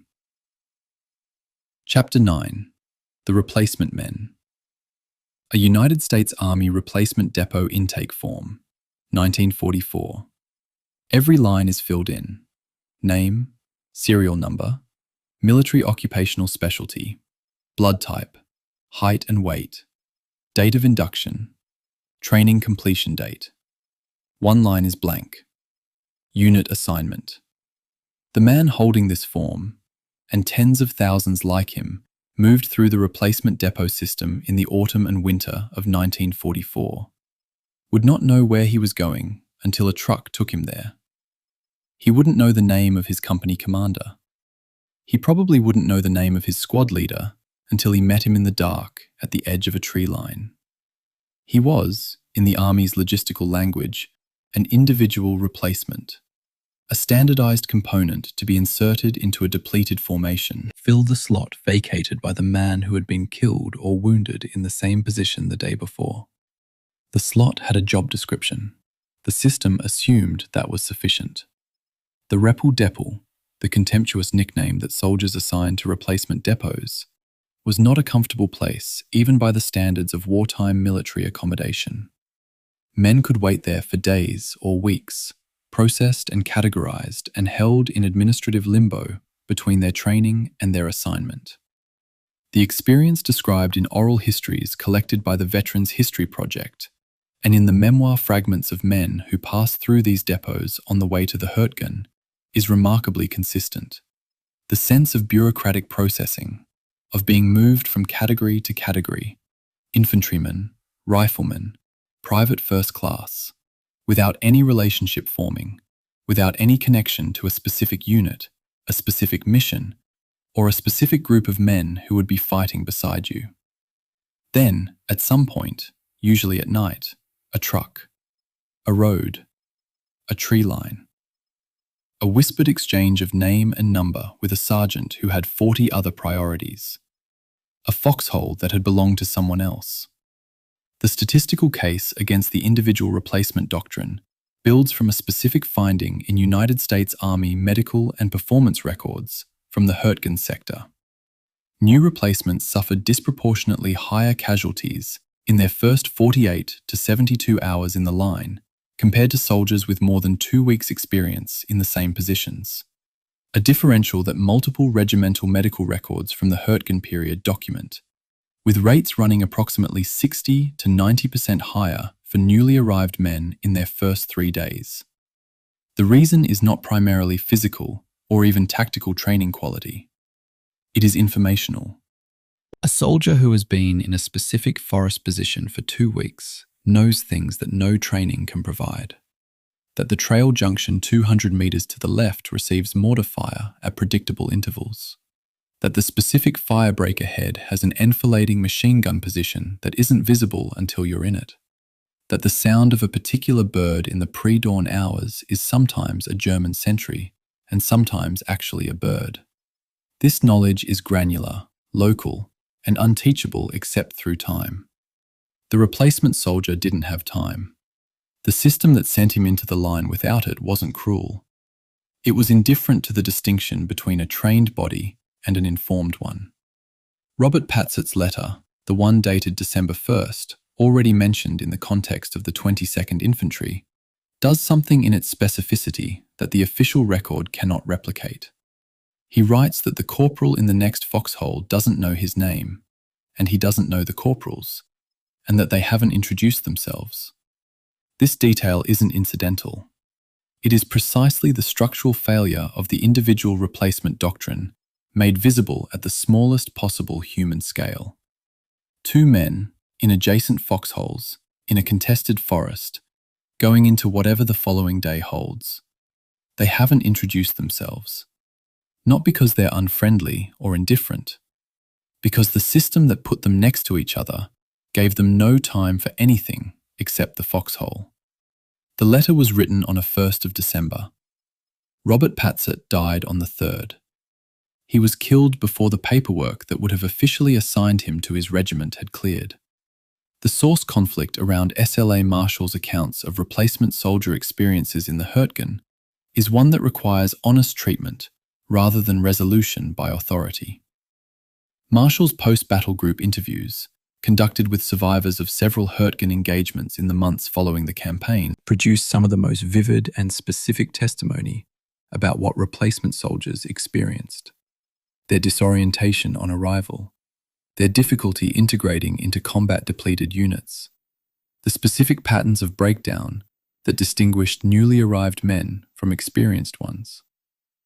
Marshall's methodology has been challenged seriously by later military historians, particularly regarding his famous claim about the ratio of soldiers who actually fired their weapons in combat, but also regarding his general interview technique and his practice of reconstructing composite accounts from group sessions rather than individual testimony.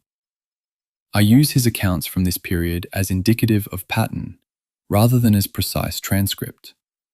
The pattern they describe, replacement men dying faster, breaking down faster, failing to integrate into existing unit social structures, is consistent with what independent medical records, casualty statistics, and chaplains' reports from the same period independently establish.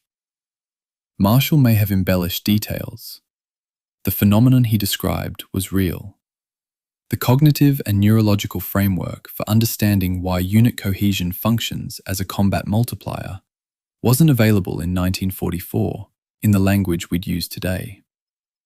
What regimental surgeons were observing and filing, in reports that connected replacement status with higher rates of what they called combat exhaustion, with higher early casualty rates, with the specific breakdown pattern of men who couldn't function in situations that veterans navigated, was the practical consequence of what we now understand as the social anchoring function of military unit identity. A soldier under extreme stress requires a social framework that gives meaning to the immediate experience and provides human connections that make continued function possible. The unit provides this. A soldier who doesn't know his squad leader's name, who hasn't eaten with his platoon, who doesn't share the accumulated tactical knowledge of men who've been in that specific piece of ground for weeks. He doesn't have the framework. The stress arrives at the same intensity. The protective structure isn't there. What regimental medical officers in the Hürtgen were describing as replacement vulnerability was, in contemporary terms, a predictable consequence of deploying psychologically unsupported individuals into one of the most demanding combat environments of the war.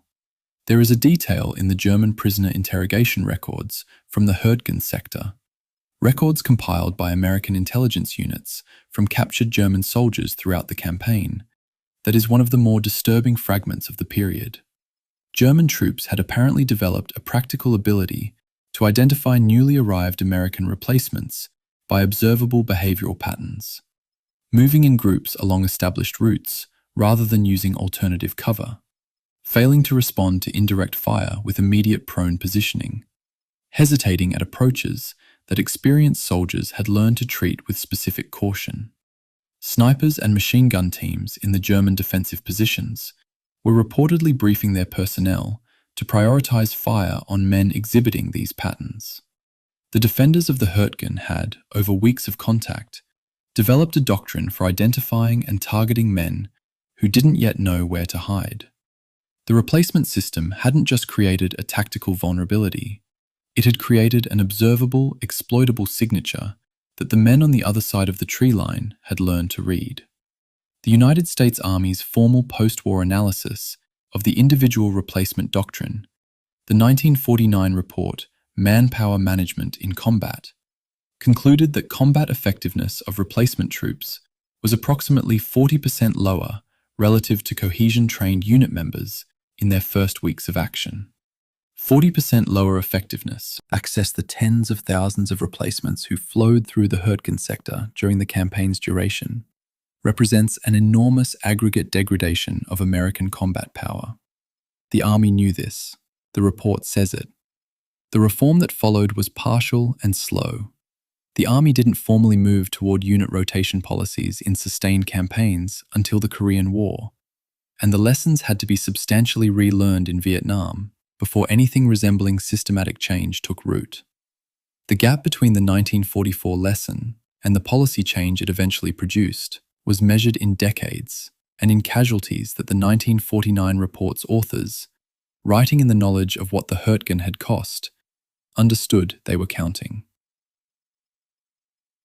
Chapter 10. The Dam That Was Never the Point. There is a United States First Army Operations Memorandum I want to establish clearly at the start of this chapter, because its date is the most important thing about it. The document is subject-lined as a threat assessment of the Roer River hydraulic structures, the dams that controlled water flow through the valley that was the Hürtgen campaign's stated objective. The memorandum is from approximately late October 1944. The Hürtgen battle had begun on the 19th of September. The dams, the justification that would be cited retrospectively for why the battle needed to be fought, were not the subject of a formal First Army threat assessment until approximately 5 weeks after the campaign began. Whatever the Hürtgen was when it started, the dams became the reason it continued. That sequence matters. The Schuh-Mines Dam sits on the Roer River in the Eifel Highlands, approximately 20 kilometers southeast of the Hürtgen Forest proper. In November 1944, its reservoir held approximately 81.2 million cubic meters of water, roughly 81 billion liters. The threat posed by this reservoir, as it was sometimes described by American commanders after the fact, was of a catastrophic release.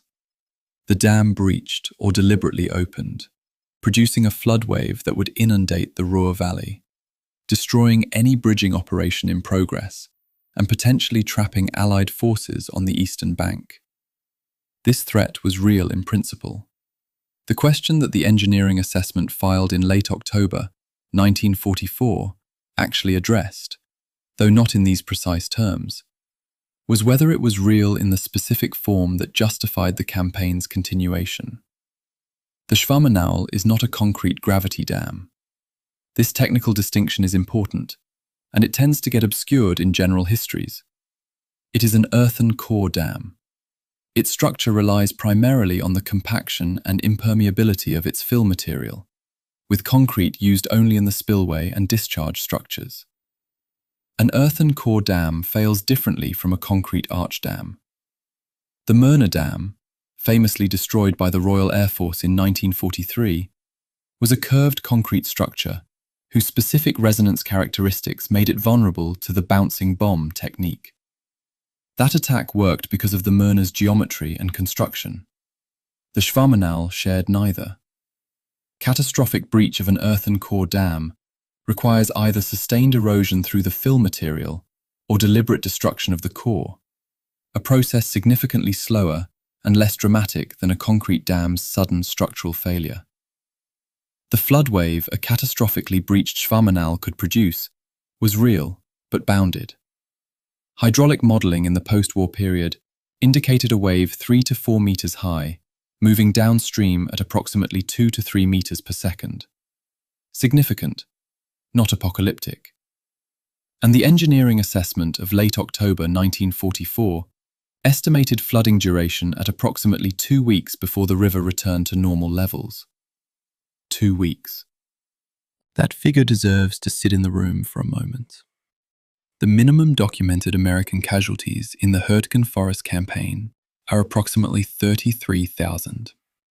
The maximum credible estimate reaches 55,000 direct combat losses, with the full Siegfried Line campaign zone producing a total casualty figure that the Army Medical Department's records place considerably higher.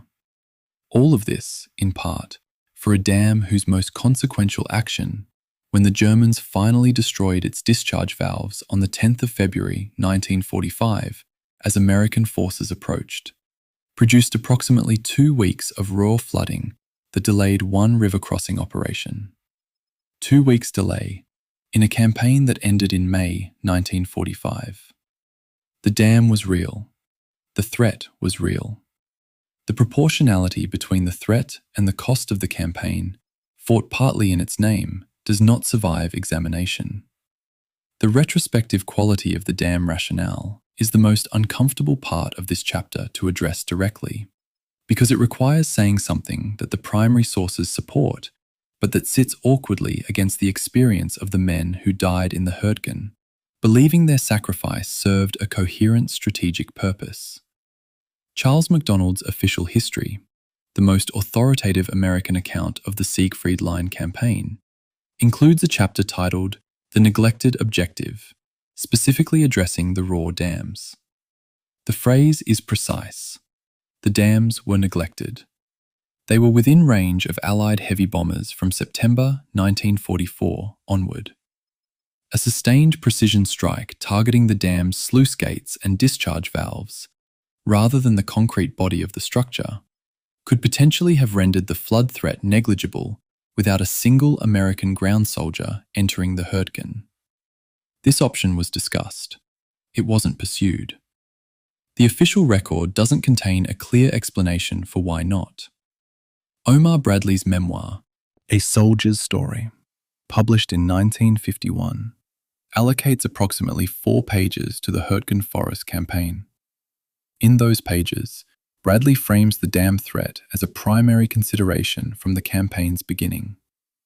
The contemporaneous operational records, the First Army War Diaries, the Corps Operations Orders from September and October, the G2 intelligence summaries of the period, do not support this characterization.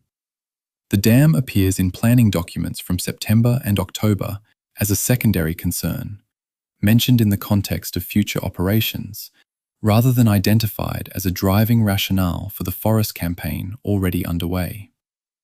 Bradley's memoir was written 7 years after the events it describes, in the context of a post-war environment in which the question of the Hürtgen's justification was becoming increasingly uncomfortable. I'm not suggesting Bradley consciously distorted the record. I am noting that the memoir and the contemporaneous documents disagree, and that the contemporaneous documents are, as a general rule, the more reliable guide to what people believed at the time. The earthed dam, the second significant hydraulic structure in the area, controlling water flow into the Schuh-Mines reservoir, adds a further layer of irony to the dam rationale's history. The earthed was never formally included in American targeting priorities until December 1944. It was captured largely intact in January and February 1945, with minimal resistance. Post-capture engineering inspection found no preparation for demolition at any point during the campaign.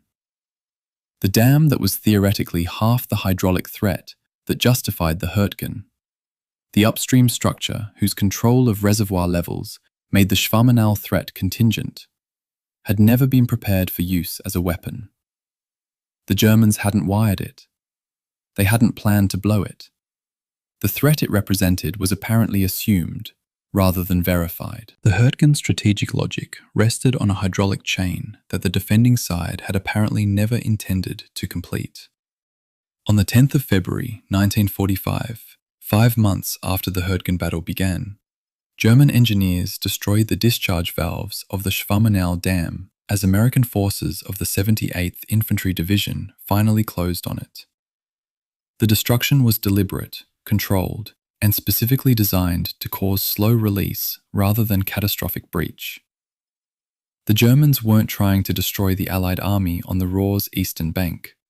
They were trying to buy time, creating a flood obstacle that would delay river crossing operations without sacrificing infrastructure they expected to reclaim after the war ended. The Roer flooded. Operation Grenade, the 9th Army's planned Roer crossing, was delayed for approximately 2 weeks. Then the river subsided. Then the crossing proceeded. Germany surrendered in May.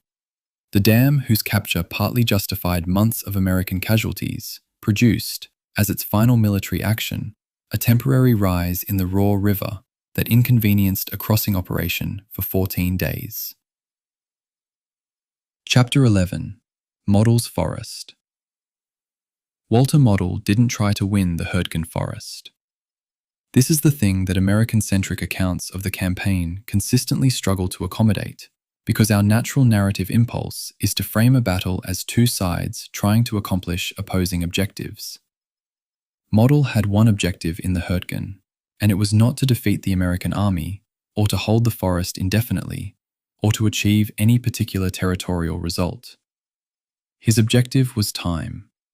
Every week that American divisions spent dying in the Hürtgenwald was a week that the German forces assembling in the Eifel for Wacht am Rhein, the offensive the English-speaking world would call the Battle of the Bulge, went undetected and unmolested.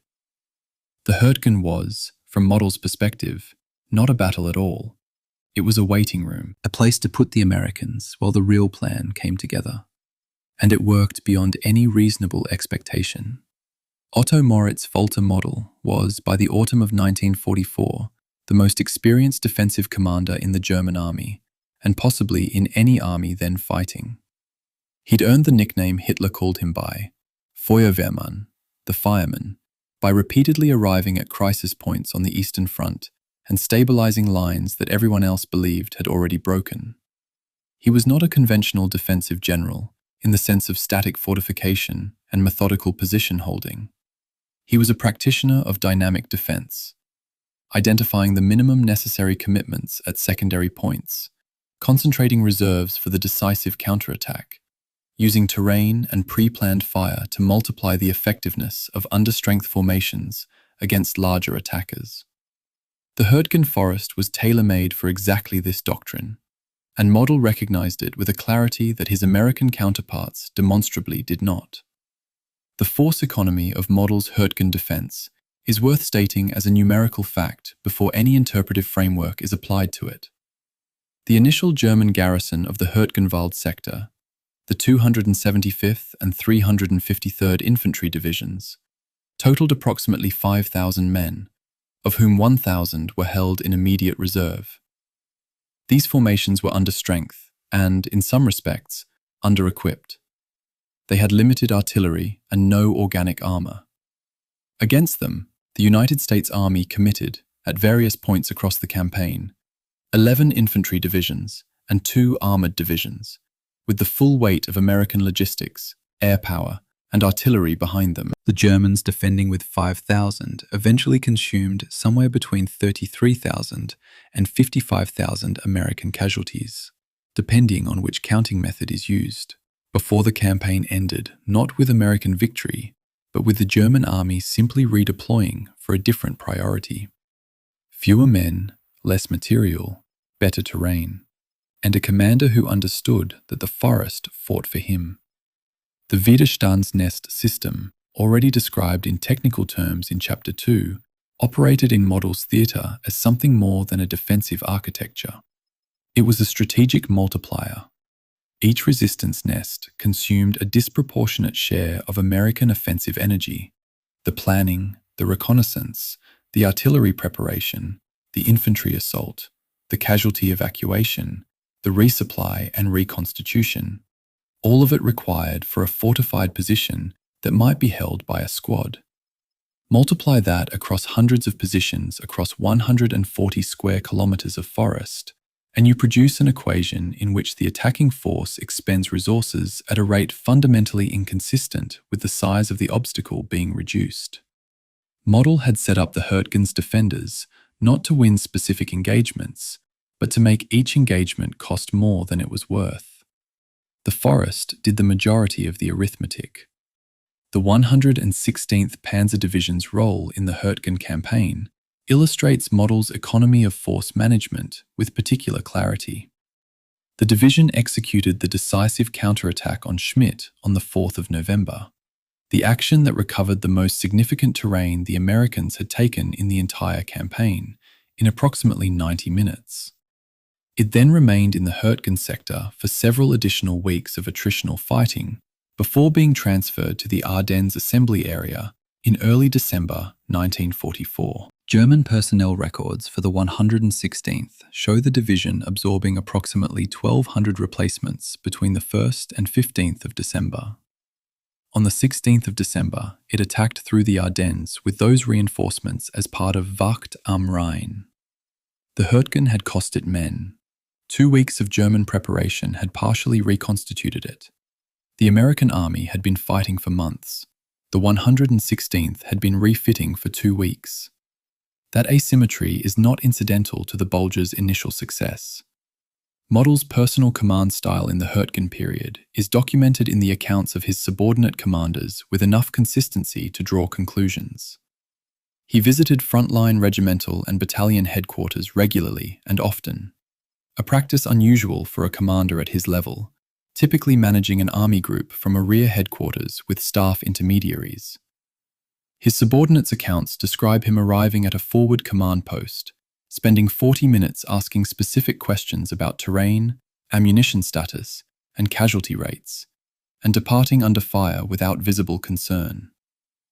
Whatever else can be said about Model, and his service to a murderous regime leaves nothing uncomplicated. He was doing, through personal presence, what American Corps and Army commanders in the Hürtgen consistently failed to do from their headquarters, developing a ground truth understanding of what the forest actually presented to the fighting formations inside it. The information gap between what senior American commanders believed was happening in the Hürtgen and what was actually happening is visible in every planning document that repeated the same failed approach across successive divisions. Model didn't have that gap. He walked into the forest and looked. Here is the thing about Model that is hardest to state without it sounding like admiration for the wrong things.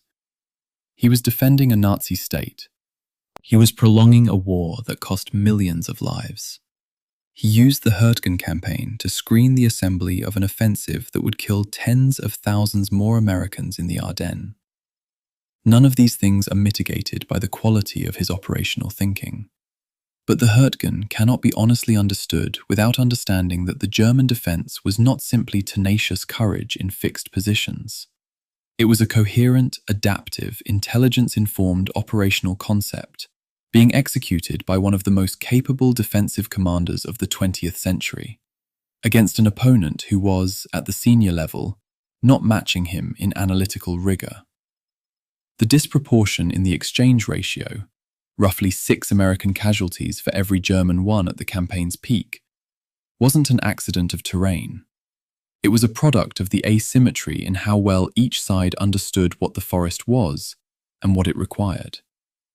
Model died on the 21st of April, 1945, in a forest near Duisburg.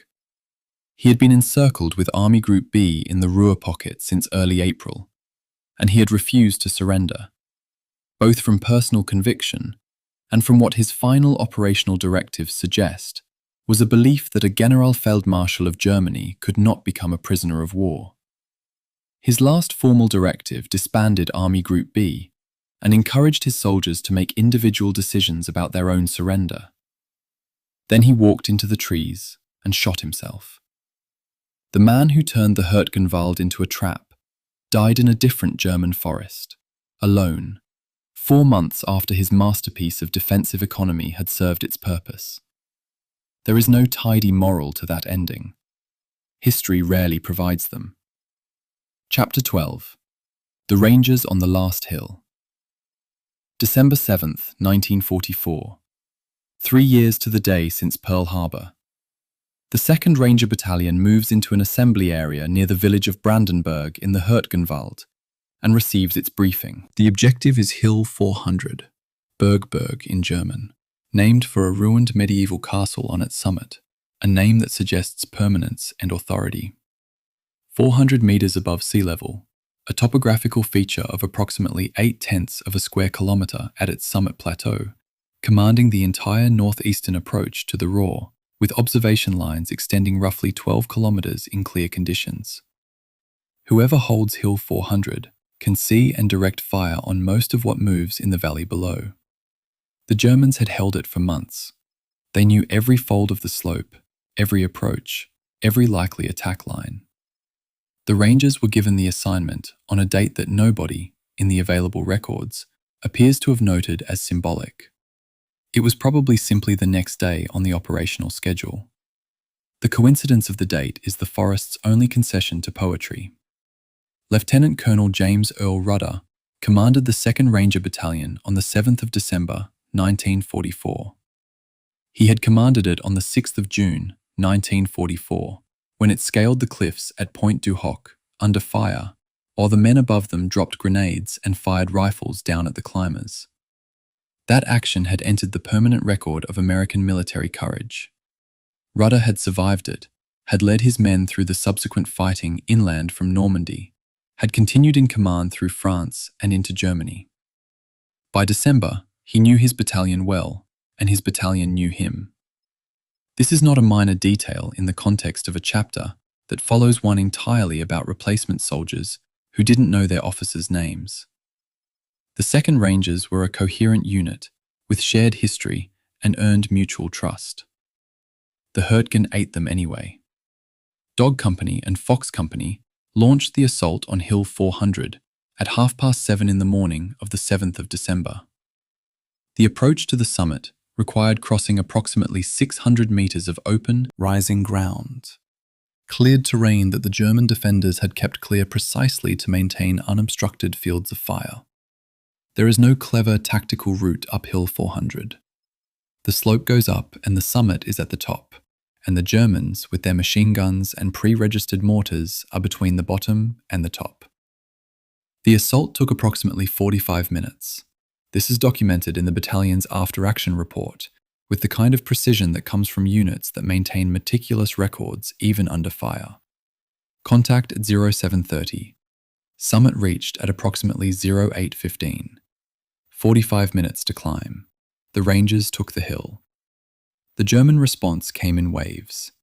Between 11 o'clock in the morning and 4 o'clock in the afternoon of the 7th of December, the 2nd Rangers repelled 5 separate counterattacks against the Hill 400 summit.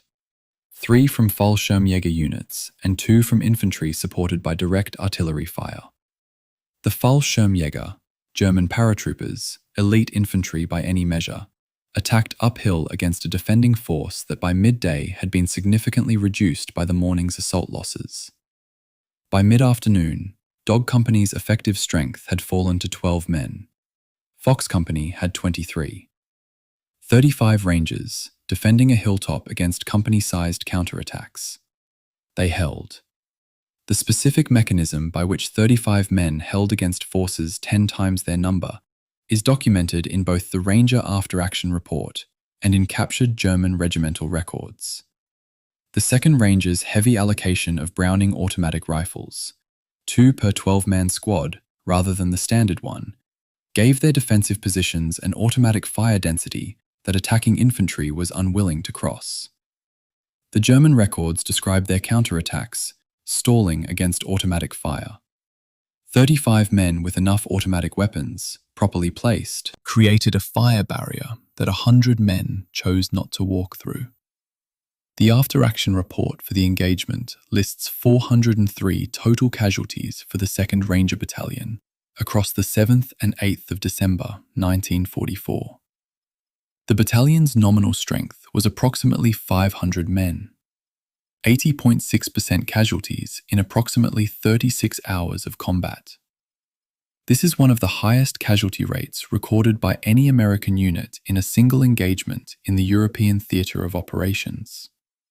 For comparison, and it is an uncomfortable comparison to make, the Marine assault on Tarawa in the Pacific in November 1943 produced approximately 76% casualties over 76 hours.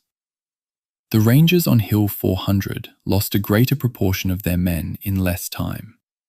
The hill didn't fall. The 403 were not lost for nothing in the tactical sense.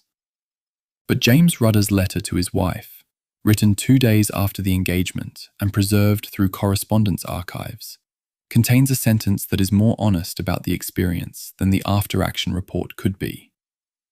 "We have taken the hill. I do not know what the hill was worth. I know what it cost."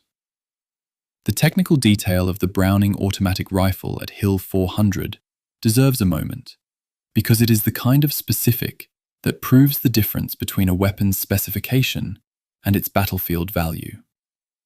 The BAR fired at 450 to 600 rounds per minute in automatic mode, fed from a 20-round box magazine.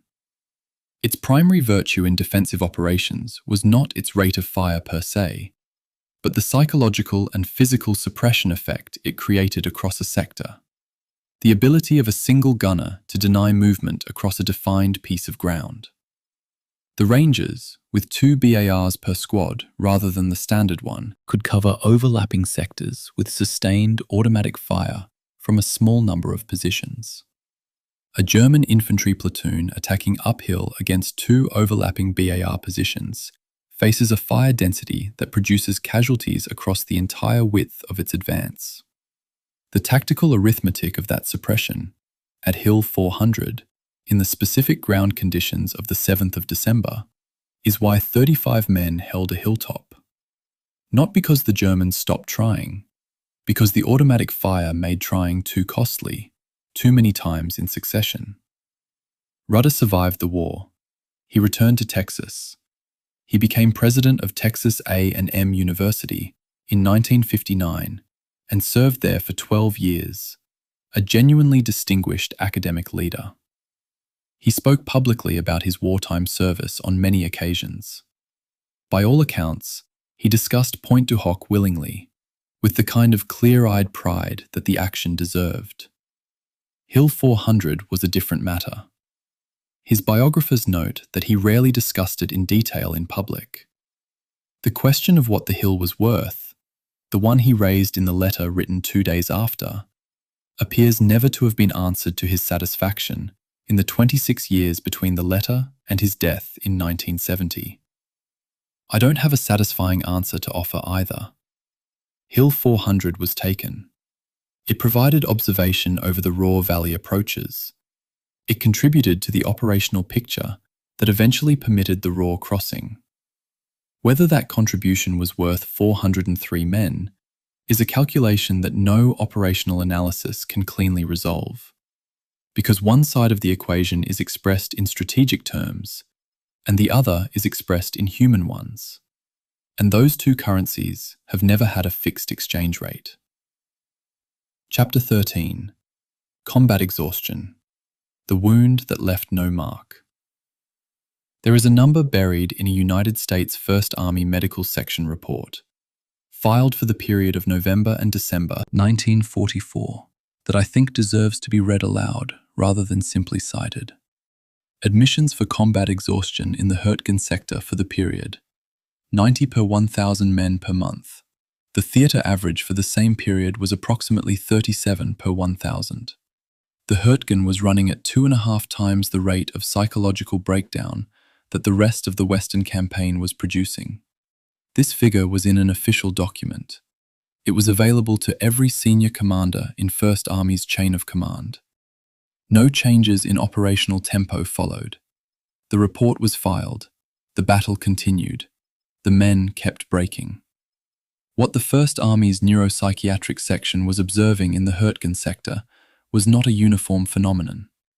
The presentations varied, and the variations tell you something specific about what the forest did to a human nervous system over time. Foxhole paralysis was the term medics used for men who had become physically unable to leave a prepared position under any circumstances, including when ordered to advance, including when the position was no longer tactically defensible. The body had made a decision that the mind couldn't override. This hole in the ground is the only safe place, and leaving it is not something that is going to happen. Treetop fixation describes something different. A sustained, involuntary upward gaze, the eyes tracking the canopy above, as though continuous vigilance against the source of tree bursts could prevent them. Men who had spent weeks under artillery fire in the Hürtgen's conifer stands had rewired their threat detection response to the overhead. to the sound of a shell entering the canopy, to the crack of a branch, to anything that moved above them.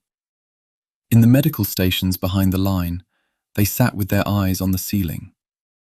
The First Army Neuropsychiatric Quarterly Report for December 1944 documents these presentations with clinical precision.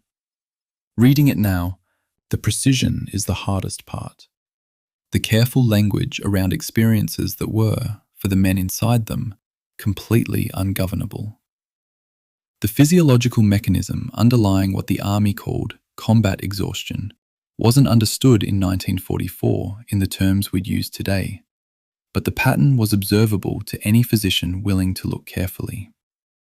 The human stress response, the cascade of cortisol and adrenaline that prepares the body for immediate threat, is designed for acute events. A threat arrives, the body responds, the threat passes, the body returns to baseline. In the Hürtgen Forest, the threat never passed. Weeks of artillery fire on pre-registered positions meant that shells arrived not in response to specific enemy observation, but on schedule, at predictable intervals that the men learned, which paradoxically made the waiting worse rather than better.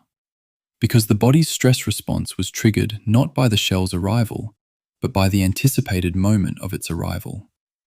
Men who had been in the forest for 2 weeks, 3 weeks, 4 weeks, were not experiencing acute stress. They were experiencing a sustained neurological state in which the baseline had shifted, the body maintaining a level of arousal that was, over time, incompatible with normal cognitive function. Decision-making deteriorated. Emotional regulation collapsed. The capacity to distinguish between threats that required response and stimuli that didn't, a capacity essential to functioning in combat, eroded progressively. None of this was cowardice. All of it was biology. The US Army's official position on combat exhaustion during the war was that it was a temporary condition, treatable and returnable to duty. And by the metrics of the proximity, immediacy, expectancy treatment method, the PIE protocol, this was broadly true for a significant proportion of affected men. The method, developed partly from lessons learned in the First World War, placed psychiatric treatment as close to the front as possible, treated casualties immediately rather than evacuating them rearward, and maintained the expectation, stated explicitly to the patient, that return to duty was the normal outcome. The therapeutic logic was that distance from the unit reinforced the casualty's sense of having left the situation permanently, making returns psychologically harder. Proximity and immediacy preserved the identity of the soldier as a member of his unit, rather than as a patient. It worked, often enough that the Army's medical historians recorded it as the period's most effective psychiatric intervention. Men were treated at forward aid stations, rested for 24 to 48 hours, and returned to their units. What the official medical history is less candid about is the pattern that follows that return. Multiple regimental medical records from the Hürtgen sector document what the surgeons were observing, but the institutional narrative struggled to accommodate. Soldiers treated for combat exhaustion and returned to the line showed elevated rates of re-breakdown within 10 to 14 days of their return. Not all of them, not even most of them, but a consistent, documented subset. And those men broke again faster the second time. The threshold for breakdown apparently lowered by the first episode. Some went through the cycle 3 times. The Army's records classified each episode as a separate case of combat exhaustion, which was medically accurate, but statistically misleading. What appeared as 3 independent cases was, clinically, 1 progressive deterioration being counted 3 times. The PIE method was effective for the first episode. For the third, it was approaching the boundary of what a treatment protocol could accomplish. There is a source conflict embedded in the Hürtgen psychiatric casualty record that reveals something important about how the Army's command and medical cultures were seeing different things simultaneously. Multiple regimental commanders' reports from the campaign period describe soldiers presenting with psychiatric symptoms as suspected malingerers, men deliberately incapacitating themselves to escape the line. This characterization appears in official documents filed by professional officers who had, in most cases, significant combat experience. The medical staff's records from the same period consistently document clinical indicators inconsistent with voluntary production. Specific pupillary responses, tremor frequencies, startle reaction patterns that are not reproducible on demand. The division is not simply a disagreement about individual soldiers. It reflects a fundamental tension between two institutional frameworks for understanding human behavior under stress. The command framework. Soldiers are moral agents responsible for their actions, and failure to function is a choice. The medical framework. Certain experiences produce predictable, involuntary neurological responses, and calling those responses cowardice neither explains them nor resolves them. Both frameworks were operating simultaneously in the Hürtgen's chain of command, in the same units, sometimes about the same men. The trench foot epidemic that produced the majority of the campaign's approximately 9,000 non-battle casualties is, in a sense, the physical equivalent of the psychiatric collapse. A predictable, preventable consequence of sustained exposure to conditions that the Army's own protocols had procedures for addressing, if those protocols could have been implemented in the Hürtgen's logistical reality. Trench foot develops when feet are kept wet and cold for extended periods without adequate drying time. Precisely the conditions of the Hürtgen Forest floor in autumn and winter, where standing water in foxholes was routine, and rotation out of the line for rest and foot care was theoretical rather than actual. The Army had prophylaxis protocols. Dry sock changes every 24 hours. Foot inspection by NCOs. Rotation of wet footwear. In the Hürtgen, where the supply system was regularly unable to deliver ammunition, the prospect of regular dry sock rotation was largely aspirational. Men who'd been in flooded foxholes for a week without a sock change weren't failing to follow procedure. The procedure's requirements simply weren't met by the environment they were in. Me, sitting with the 1st Army neuropsychiatric report, cross-referencing it against the regimental medical logs. The thing I keep arriving at isn't the number 90 per 1,000, though that number is extraordinary. It's the gap between what the medical section knew and what the operational section did with that knowledge. The report was filed. The data was clear. The rate was 2.5 times the theatre average. And the operational pace in the Hürtgen sector wasn't reduced in response to a medical finding that was, by any reasonable reading, a quantified description of a formation approaching systemic failure. The Army Medical Department's report is an honest document. The absence of an operational response to it is an honest silence. Both things are in the archive, sitting next to each other. The men who broke in the Hürtgen and were treated and returned, and broke again and were treated again, were not weak. That sentence needs to be stated without qualification.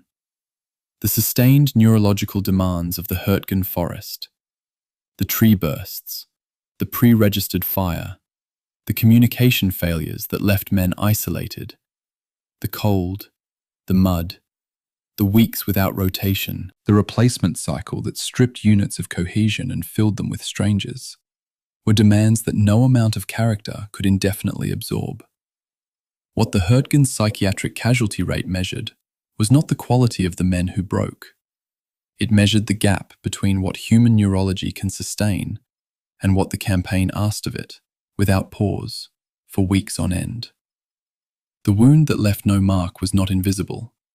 It was just recorded in a quarterly medical report that nobody with operational authority appears to have treated as the operational problem it described. Chapter 14. The Forest in Winter. December's Different War. The 4th Infantry Division's Ordnance Maintenance Log for the 1st of December, 1944, is not a dramatic document. It is a grid of vehicle type, fault category, estimated repair time, and maintenance status. 7 Sherman tanks inoperable. Engine oil viscosity failures due to sustained sub-zero temperatures. 11 track shedding incidents on iced fire breaks. Total vehicles currently in the maintenance queue. Estimated repair time, 96 hours or more. The same week that log was filed, Corps headquarters issued an operations order requiring the 4th Division to maintain its advance pace. The tanks needed 4 days. The order gave them none. The document is a maintenance log. What it actually records is the moment when the Hürtgen Forest's second season began, when the battle that had been slowly destroying the American army in mud and rain transformed into a battle that began slowly destroying it in ice and frozen mud. Different physics, same result. The temperature regime of the Eifel in December 1944 averaged between -4 and -8 degrees Celsius, with periods of sustained snowfall and frequent freeze-thaw cycles that produced a specific and particularly cruel terrain condition. The forest floor, already saturated from autumn rainfall, froze through its topsoil layer while remaining unstable below. A surface that was concrete hard for the first several centimeters and unpredictably soft beneath. Vehicle tracks that found purchase on the frozen surface sometimes broke through into the mud below without warning. The freeze-thaw cycle also operated on the trail surfaces that the army depended on for resupply. A road that was passable at midday, when temperature crept above freezing, was glazed with ice by 2 in the afternoon, when the sun dropped below the ridgelines. Men and vehicles adjusted constantly to a surface that was never the same twice in the same day. The Sherman tank's mechanical vulnerabilities in sustained cold weather are documented in detail in the ordnance maintenance records of multiple divisions engaged in the Hürtgen, and they coalesce around a specific technical failure that was preventable but preventably difficult in the campaign's logistical reality. The Ford GAA V8 engine powering the Sherman required 30-weight motor oil for standard operations. At sustained temperatures below approximately -10 degrees Celsius, 30-weight oil thickened sufficiently to prevent proper lubrication at engine startup, producing bearing failures and seizures in the first minutes of operation. The correct cold weather lubricant was 10-weight oil, which remained viscous at lower temperatures and was available in the Army's supply depots. Ordnance records from the Hürtgen sector show that cold weather oil requisitions were filed by most armoured units in November 1944. The majority of those requisitions were unfilled by December, not because the oil didn't exist, but because the same convoy system that had failed to keep the Kall trail supplied and the replacement pipeline running smoothly was operating at approximately 60% of required capacity, prioritizing ammunition over lubricants. Tanks that could have been kept operational with a supply truck full of 10-weight oil were instead sitting in maintenance queues for 96 hours while their crews waited in the cold. The oil existed, the truck wasn't available. The creek crossings changed character entirely in December, and this detail matters because creek crossings had already been among the campaign's primary killing grounds since September. In autumn, the Hürtgen's numerous small watercourses were passable obstacles, shallow enough to wade, occasionally bridged by fallen timber, always covered by pre-registered German fire, but at least physically navigable. In December, those same crossings presented a different problem. The ice that formed on them in overnight temperatures was, in most cases, 3 to 5 centimeters thick, strong enough to hold the weight of a man if you moved carefully, not strong enough to hold a man if the ice fractured without warning, not remotely strong enough for any wheeled or tracked vehicle. From 10 feet away, in low winter light, 4-centimeter ice and 8-centimeter ice look identical. Testing ice thickness in a creek that is covered by German observation meant exposing yourself at the crossing point, the point the German fire tables had been covering since before the battle began. Multiple after-action reports from December describe small unit movements stalling at stream crossings, while men tried to determine whether the ice would hold them without physically stepping onto it, under fire. It was a problem with no good solution. Men went across, and sometimes fell through, and sometimes didn't. The village of Hürtgen, the settlement whose name the entire campaign carried, was captured by the 8th Infantry Division on the 28th of November, 1944, after fighting that had begun when the 8th Division entered the line in mid-November. The village contained approximately 300 structures when the battle for it began. The 8th Division's post-capture survey counted 47 structures sufficiently intact to provide weather cover. The remainder were rubble. The most hard-fought village in one of America's costliest campaigns was, when it fell, a collection of roofless walls and churned timber. Its pre-war population had been evacuated in early October. There were no civilians to liberate.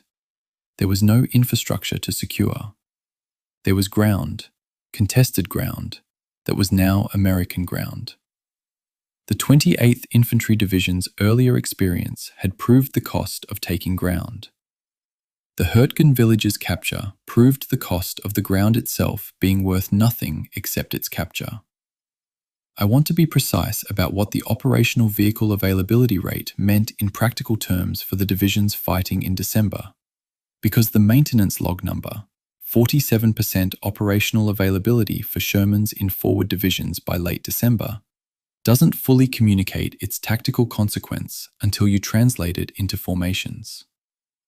A standard American infantry division in 1944 was authorized approximately 54 medium tanks in its organic or attached armored units. At 47% operational availability, that division had approximately 25 tanks capable of moving and fighting on any given day. The remaining 29 were in maintenance queues waiting for parts, oil, or track repair. 25 tanks can support infantry operations in restricted terrain. They can't substitute for the combined arms weight that 54 tanks provide. Every attack in December's Hürtgen was a mechanically degraded version of what the planning documents assumed would be available. The planners were writing orders for the full 54. The units were fighting with 25. Nobody formally reconciled that gap in the operational documents I've been working through. On the 16th of December, 1944, the Hürtgen Forest campaign ended. Not with a breakthrough, not with a German surrender or an American victory announcement. It ended because the German army left. Hitler launched Wacht am Rhein, the Ardennes offensive, and virtually every German reserve and mobile unit in the sector was redirected south and west toward the Bulge. The Hürtgenwald, which had consumed American divisions for 88 days, was simply vacated. Not driven out, not defeated, redeployed to the next German priority. American units advancing into the forest in the days following the 16th found positions that had been occupied and fortified for months suddenly empty. Abandoned field kitchens, discarded equipment, bunkers that had cost regiments to approach left open and unmanned. The forest that had defined the limits of American offensive power since September gave up its ground not because America had overcome it, but because Germany had somewhere more important to be. That is how the Hürtgen ended, not with a climax, but with an absence. The 28th Infantry Division, which had been shattered in the Hürtgen in November and assigned to the Ardennes for recovery, was directly in the path of the Bulge's opening assault on the 16th of December. The same men who had survived the Kall Trail and Schmidt and Kommerscheid were now facing the last major German offensive on the Western Front, weeks after surviving the campaign that had reduced them to 56% of their strength. The historical record doesn't contain a clean explanation for why the battered 28th was assigned to that specific stretch of the Ardennes front, which was considered quiet enough for a recovering division, but was, as events proved, the axis of Germany's main effort. The decision may have been purely logistical. Available units assigned to available sectors.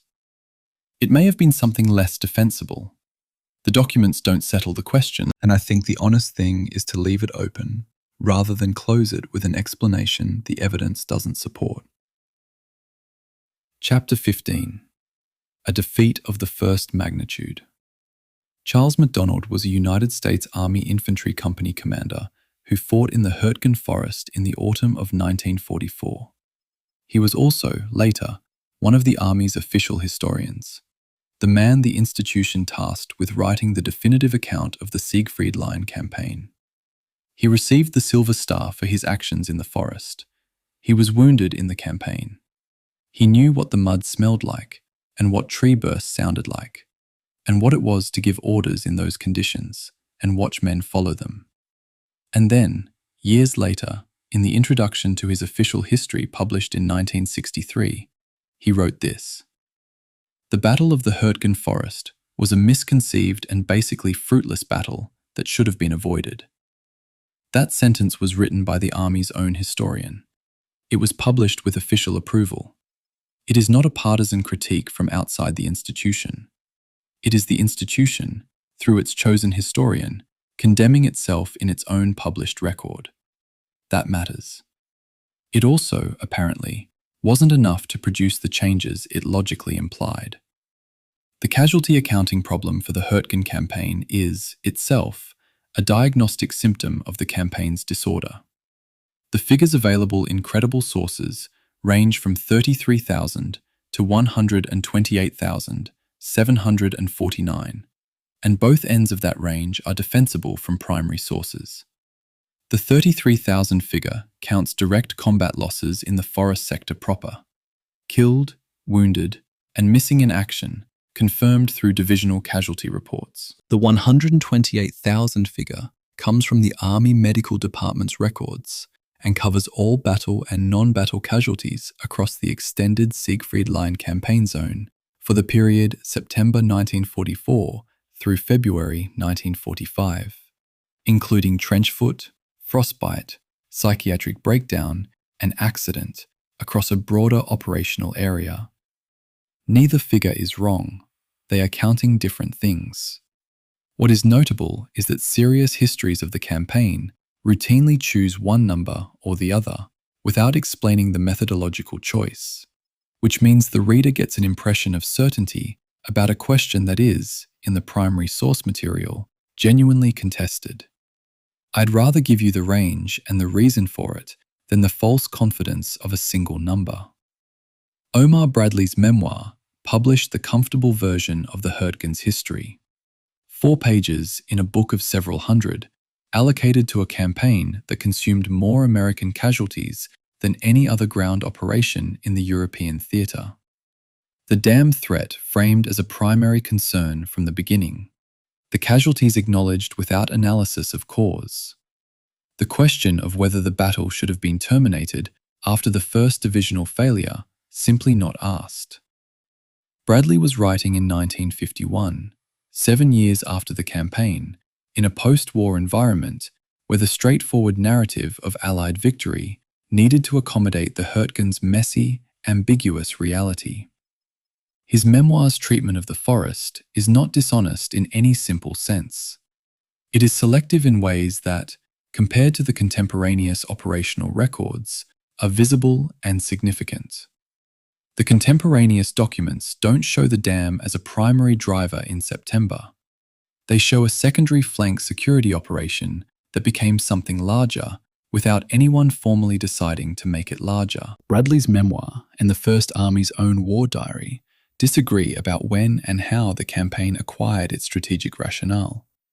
7 years of distance and the requirements of narrative coherence explain some of that gap. They don't explain all of it. The question of what happened at the Corps and Army level after the 9th Infantry Division's September and October failure, after 4,500 casualties and 3,000 yards, is one that the available record answers incompletely and uncomfortably.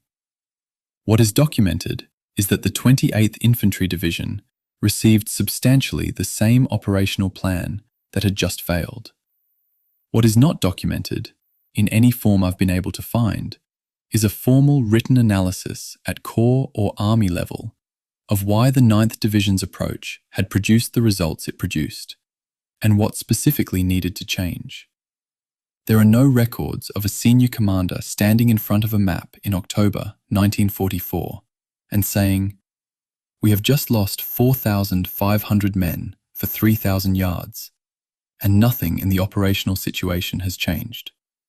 What do we need to do differently?" The operational record moves from the 9th Division's failure to the 28th Division's preparation without passing through any formal analytical checkpoint. This is not unique to the Hürtgen. The pace of operations in 1944's Western Campaign frequently outran the institutional capacity for mid-campaign learning. But the scale of the failure and the completeness with which the response replicated, rather than revised, the failed approach is striking even in that context. General James Gavin commanded the 82nd Airborne Division in the Hürtgen's final phase, entering the forest in February 1945, after the bulge had been contained. In a retrospective he published in American Heritage magazine in 1979, he wrote something that I think is the most precisely accurate summary of the campaign's strategic logic that any participant produced. For the Germans, holding the Hürtgen Forest was phase 1 of the Battle of the Bulge. We were fighting their preparatory defensive action. We didn't know it. They did. That is the difference between the campaign's two sides in one sentence. Gavin arrived in the Hürtgen after most of the damage was done. He had the advantage of retrospect and the freedom of a man writing 35 years after the events, with no career to protect and no memoir to construct. That context doesn't make his assessment wrong. It makes it possible in ways that it wouldn't have been for a man writing in 1945. The specific doctrinal lessons that the US Army formally incorporated from the Hürtgen by the war's end were almost exclusively tactical. Improved overhead cover construction techniques, modified call for fire procedures in forested terrain, adjusted tank infantry coordination protocols for restricted ground. These are real lessons, and their incorporation was real improvement. What the doctrinal record does not show, in any traceable named form, is the incorporation of the operational and strategic lessons, the conditions under which a failing offensive should be terminated, the mechanisms by which a commander can formally challenge an operational plan on doctrinal grounds, the institutional frameworks for recognizing and responding to the pattern of continuing commitment past the point of evident strategic failure. MacDonald's official history stated these lessons in plain language in 1963. They appear in Gavin's retrospective in 1979.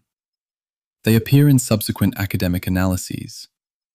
They do not appear as named lessons drawn from specific Hürtgen experience in the doctrinal manual corpus. The Army absorbed what happened at the small unit level. It filed what happened at the command level. The formal accounting of the Hürtgen's failure, MacDonald's sentence, Gavin's retrospective, the internal critiques that senior officers produced in private while maintaining more measured public positions, never fully translated into the institutional reform that the scale of the failure warranted. Part of this was the war's pace.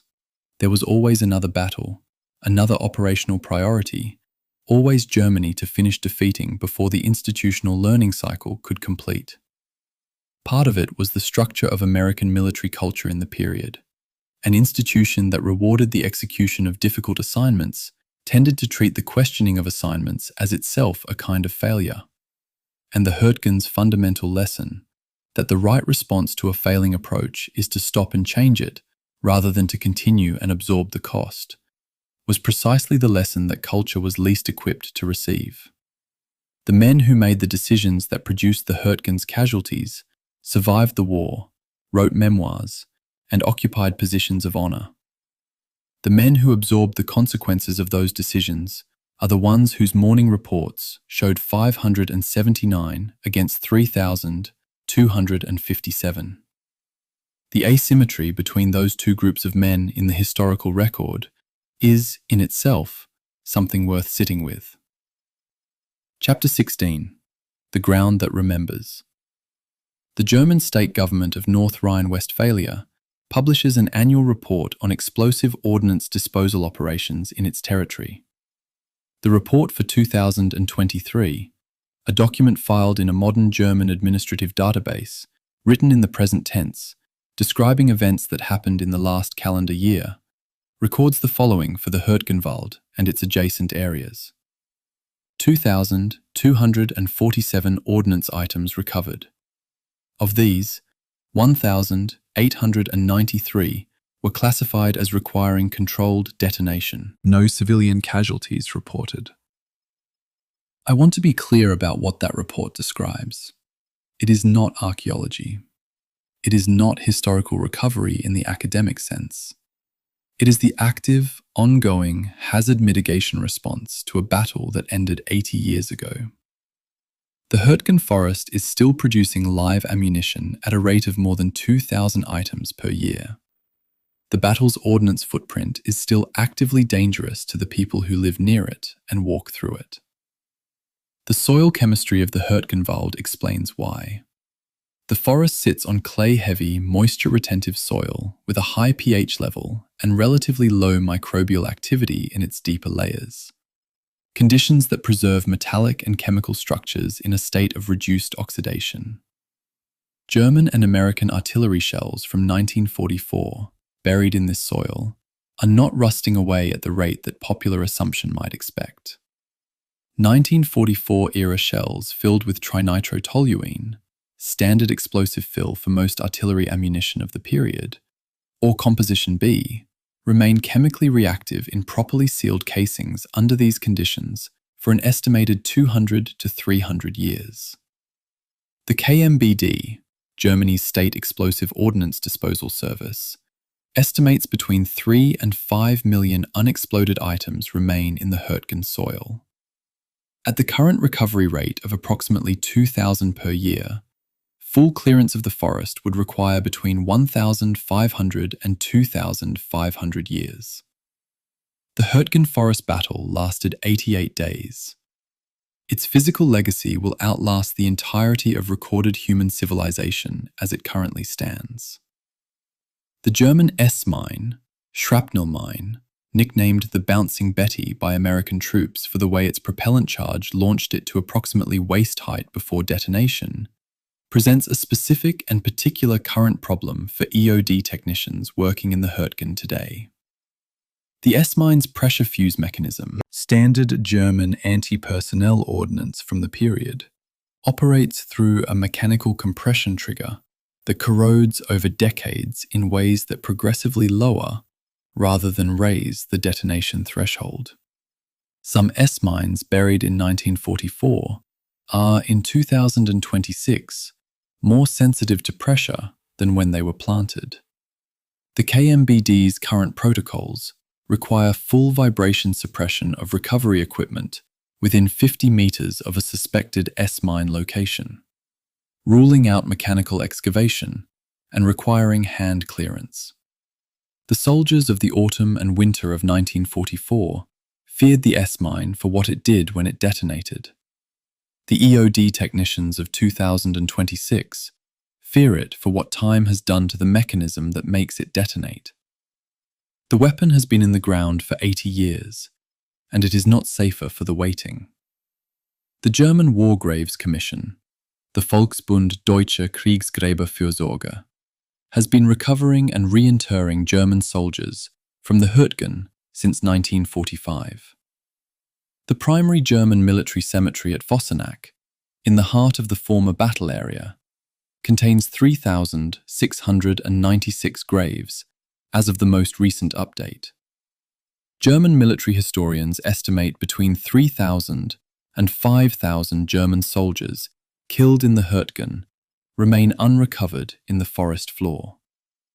American MIA recovery operations have identified and returned approximately 400 American soldiers from the Hürtgen sector since the war's end.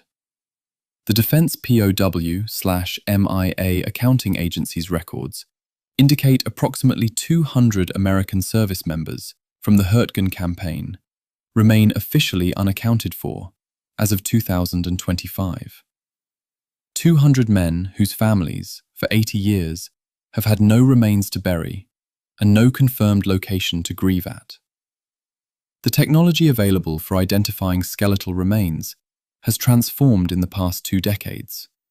Mitochondrial DNA analysis, isotopic bone composition studies that can indicate a person's geographic origin from skeletal fragments alone, and identification cases that would have been impossible in 1990 are now sometimes resolvable. In 2023, one American soldier missing since December 1944 was identified from remains recovered in the Kall Valley. His name was Harold Garner. He served in the 112th Infantry Regiment, 28th Infantry Division. He was returned to his family 79 years after he was lost in the valley, below the trail that the tank battalion couldn't get its Shermans down. The Hürtgen Forest today is not the forest the soldiers of 1944 entered. The dense, dark Norway spruce plantation that defined the battle's character, the close canopy that degraded radio signals and enabled tree bursts and turned every firebreak into a killing lane, was not replanted after the war in its original configuration. German forestry authorities, working through the post-war decades, replaced damaged spruce with mixed broadleaf plantings: beech, birch, oak. The forest that exists today is lighter, more varied, more open in character than the one in the operational reports. Hikers use its trails. Cyclists follow marked routes through the same valley systems where the Kall Trail's hairpin bends stopped the 707th Tank Battalion. The Kall Trail itself is a waymarked hiking path, maintained by local authorities, with modest informational signs at key points describing what happened there. On a clear autumn day, with the beech trees turning, it is a genuinely beautiful walk. The distance between that experience and what November 1944 produced in the same geography is the entire range of what humans are capable of doing to a landscape and to each other. I went to the Kall Trail. I walked the path where the tracks slid off the embankment and the tanks blocked the supply line, and the men at Schmidt waited for reinforcement that didn't come. At one bend in the trail, a specific point where the path narrows and turns above the gorge, there is a small marker, maintained by a local veterans organization, listing the names of men from the 707th Tank Battalion. Someone had left flowers at its base. A child's handwriting was on the small card attached to them, in German, which I could partially read. I don't know who left them or when. I don't know if it was a local family with a specific connection, or a visitor who happened to stop. What I can tell you is that a ruined mountain trail in Western Germany, 80 years after 3 Shermans made it to the bottom and 5 didn't, still has fresh flowers on a marker in the November cold. That detail is not nothing. The village of Schmidt, the objective that swallowed the 28th Infantry Division, the ground that the 112th Infantry held for 36 hours before losing it to the 116th Panzer Division, was taken in February 1945 by the 82nd Airborne Division, without significant fighting. A patrol entered the village on an afternoon in the winter of 1945 and found it largely undefended. The Germans had redeployed. The village that had produced some of the most concentrated casualties of the entire campaign was taken, at the end, by men walking into empty streets. The distance from the Kall Trail to the center of Schmidt is approximately 2 3/10 kilometers. In the autumn and winter of 1944, that distance cost the 28th Infantry Division more than 6,000 casualties. The 82nd Airborne covered it in an afternoon. The difference was not courage, or training, or material. The difference was that by February 1945, The German army was somewhere else. The ground gave up what it had held, not because anyone overcame it, but because the strategic context that made defending it worthwhile had changed. That is how Schmidt fell. That is how the Hürtgen ended. Chapter 17. Why We Forgot and Why We Shouldn't. There is a letter Major General Norman Cotter wrote to the families of men killed in the 28th Division's Hürtgen engagement, almost certainly in December 1944. The letter is formulaic in structure. Every general commanding a division in combat wrote hundreds of them, but its language is specific enough to have been written for this particular engagement. Your son died in the performance of his duty, in a battle that tested the courage and endurance of the finest soldiers I have ever commanded. Every word in that sentence is true. The courage was real. The endurance was extraordinary. The testing was absolute and merciless. The letter explains none of it. It contains no mention of the Kall Trail's gradient, nothing about the pre-registered fire tables that German artillery crews had calculated before any of those men arrived in the forest. Nothing about the plan that had already failed when the 9th Division ran it. Nothing about a command culture that had no formal mechanism for stopping a battle that shouldn't have continued. The letter is true, and it is completely silent about the things that matter. That silence, the gap between what the letter says and what the archive contains, is where the Hürtgen Forest's disappearance from American memory began. The Battle of the Bulge is the structural reason for that disappearance, and the explanation is so simple that it barely requires elaboration. The Hürtgen campaign ended on the 16th of December, 1944, the same day Wacht am Rhein began. Everything that the Hürtgen had produced, the cautious advances measured in yards, the repeating divisional disasters, the administrative machinery of attrition grinding forward without discernible strategic result, was immediately overshadowed by something dramatic, sudden, narratively coherent, and ultimately triumphant. The bulge had a shape: surprise, crisis, resistance, counterattack, victory. It had the defensive bastion and the relief column, and the pattern pivot that became legend. The Hürtgen had none of these. It had a map that looked roughly the same in December as it had looked in September, with the addition of a corridor of destroyed forest and tens of thousands of men in hospitals and graves. For the journalists, the historians, and ultimately the public memory of the war, the bulge was the story, because the bulge was a story in the classical sense. The Hürtgen wasn't. It was an accumulation. Accumulations are harder to narrate than crises. The memoir literature produced by the campaign's senior commanders does a specific and identifiable thing with the Hürtgen. It allocates space proportional to dramatic content, rather than proportional to cost.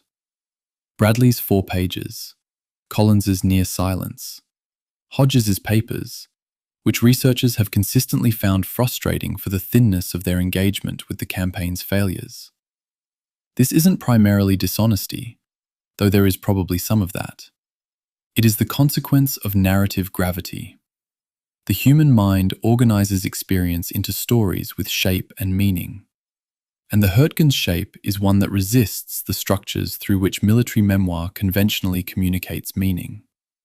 There is no redemptive arc. The campaign ended not because America overcame the forest, but because Germany stopped defending it. That ending is historically accurate and narratively unsatisfying.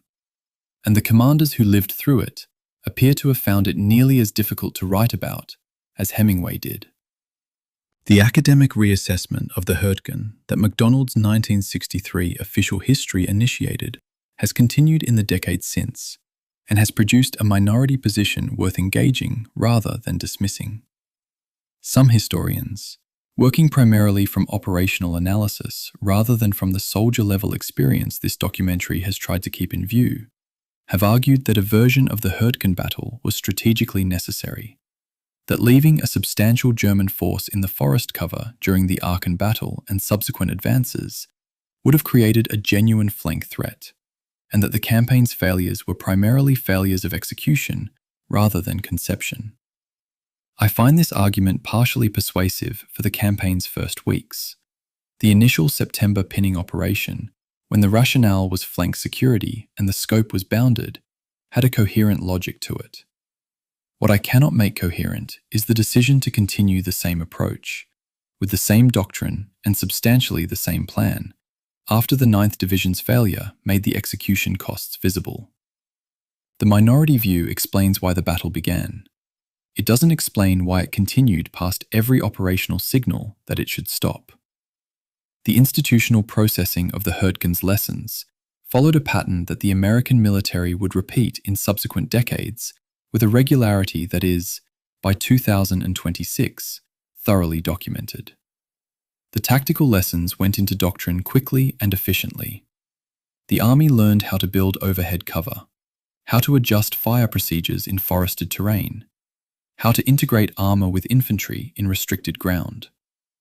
These are real improvements with real operational value.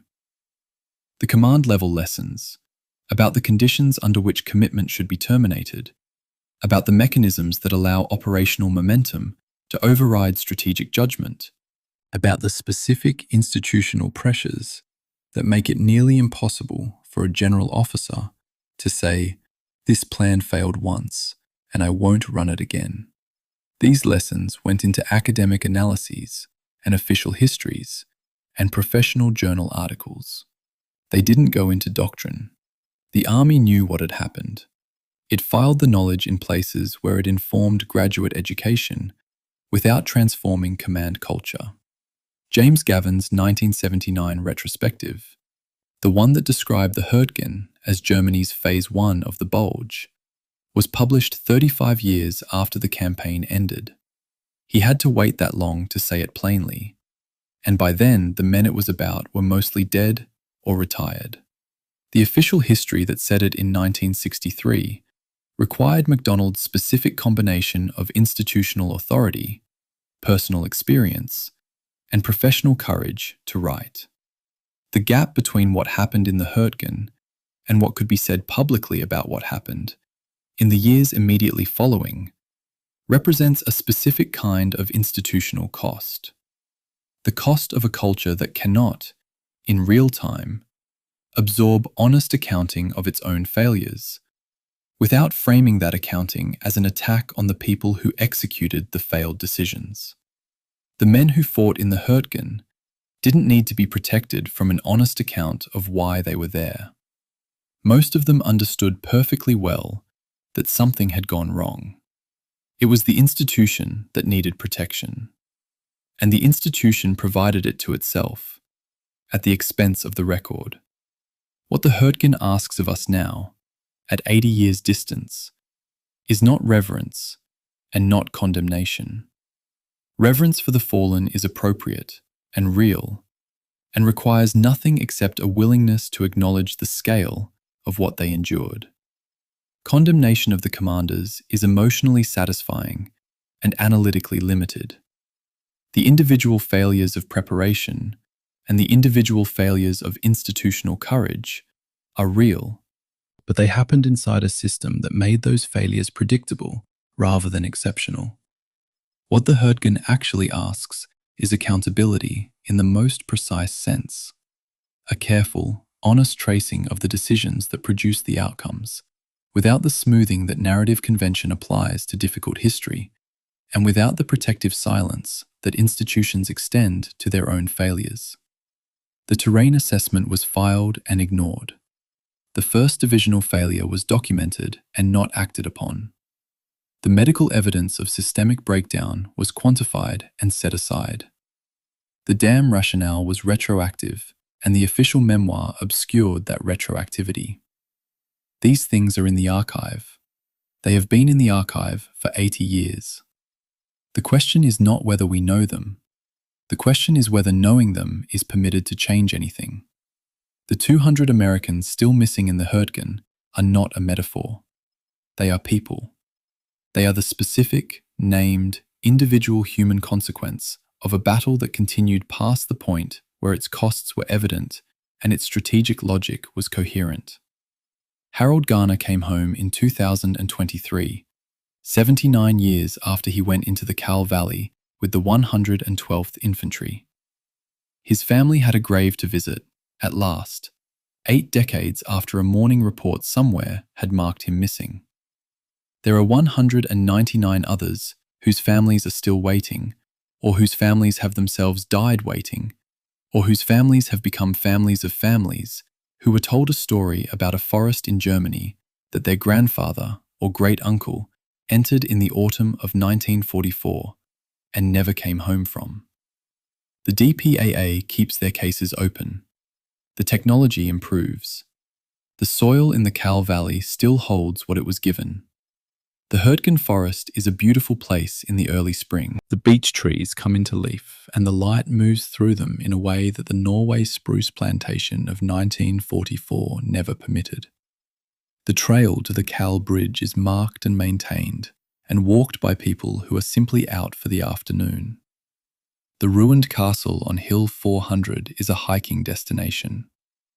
The village of Schmidt has a church and a road and a modest war memorial that lists the names of local men killed between 1939 and 1945. The forest has healed, in the biological sense, as much as a forest can heal from what happened to it. The ground has not. The ground still gives up its shells and its cartridge cases, and, occasionally, its men. The battle that lasted 88 days will not be over, in the most literal physical sense, for longer than any living person will survive to see it end.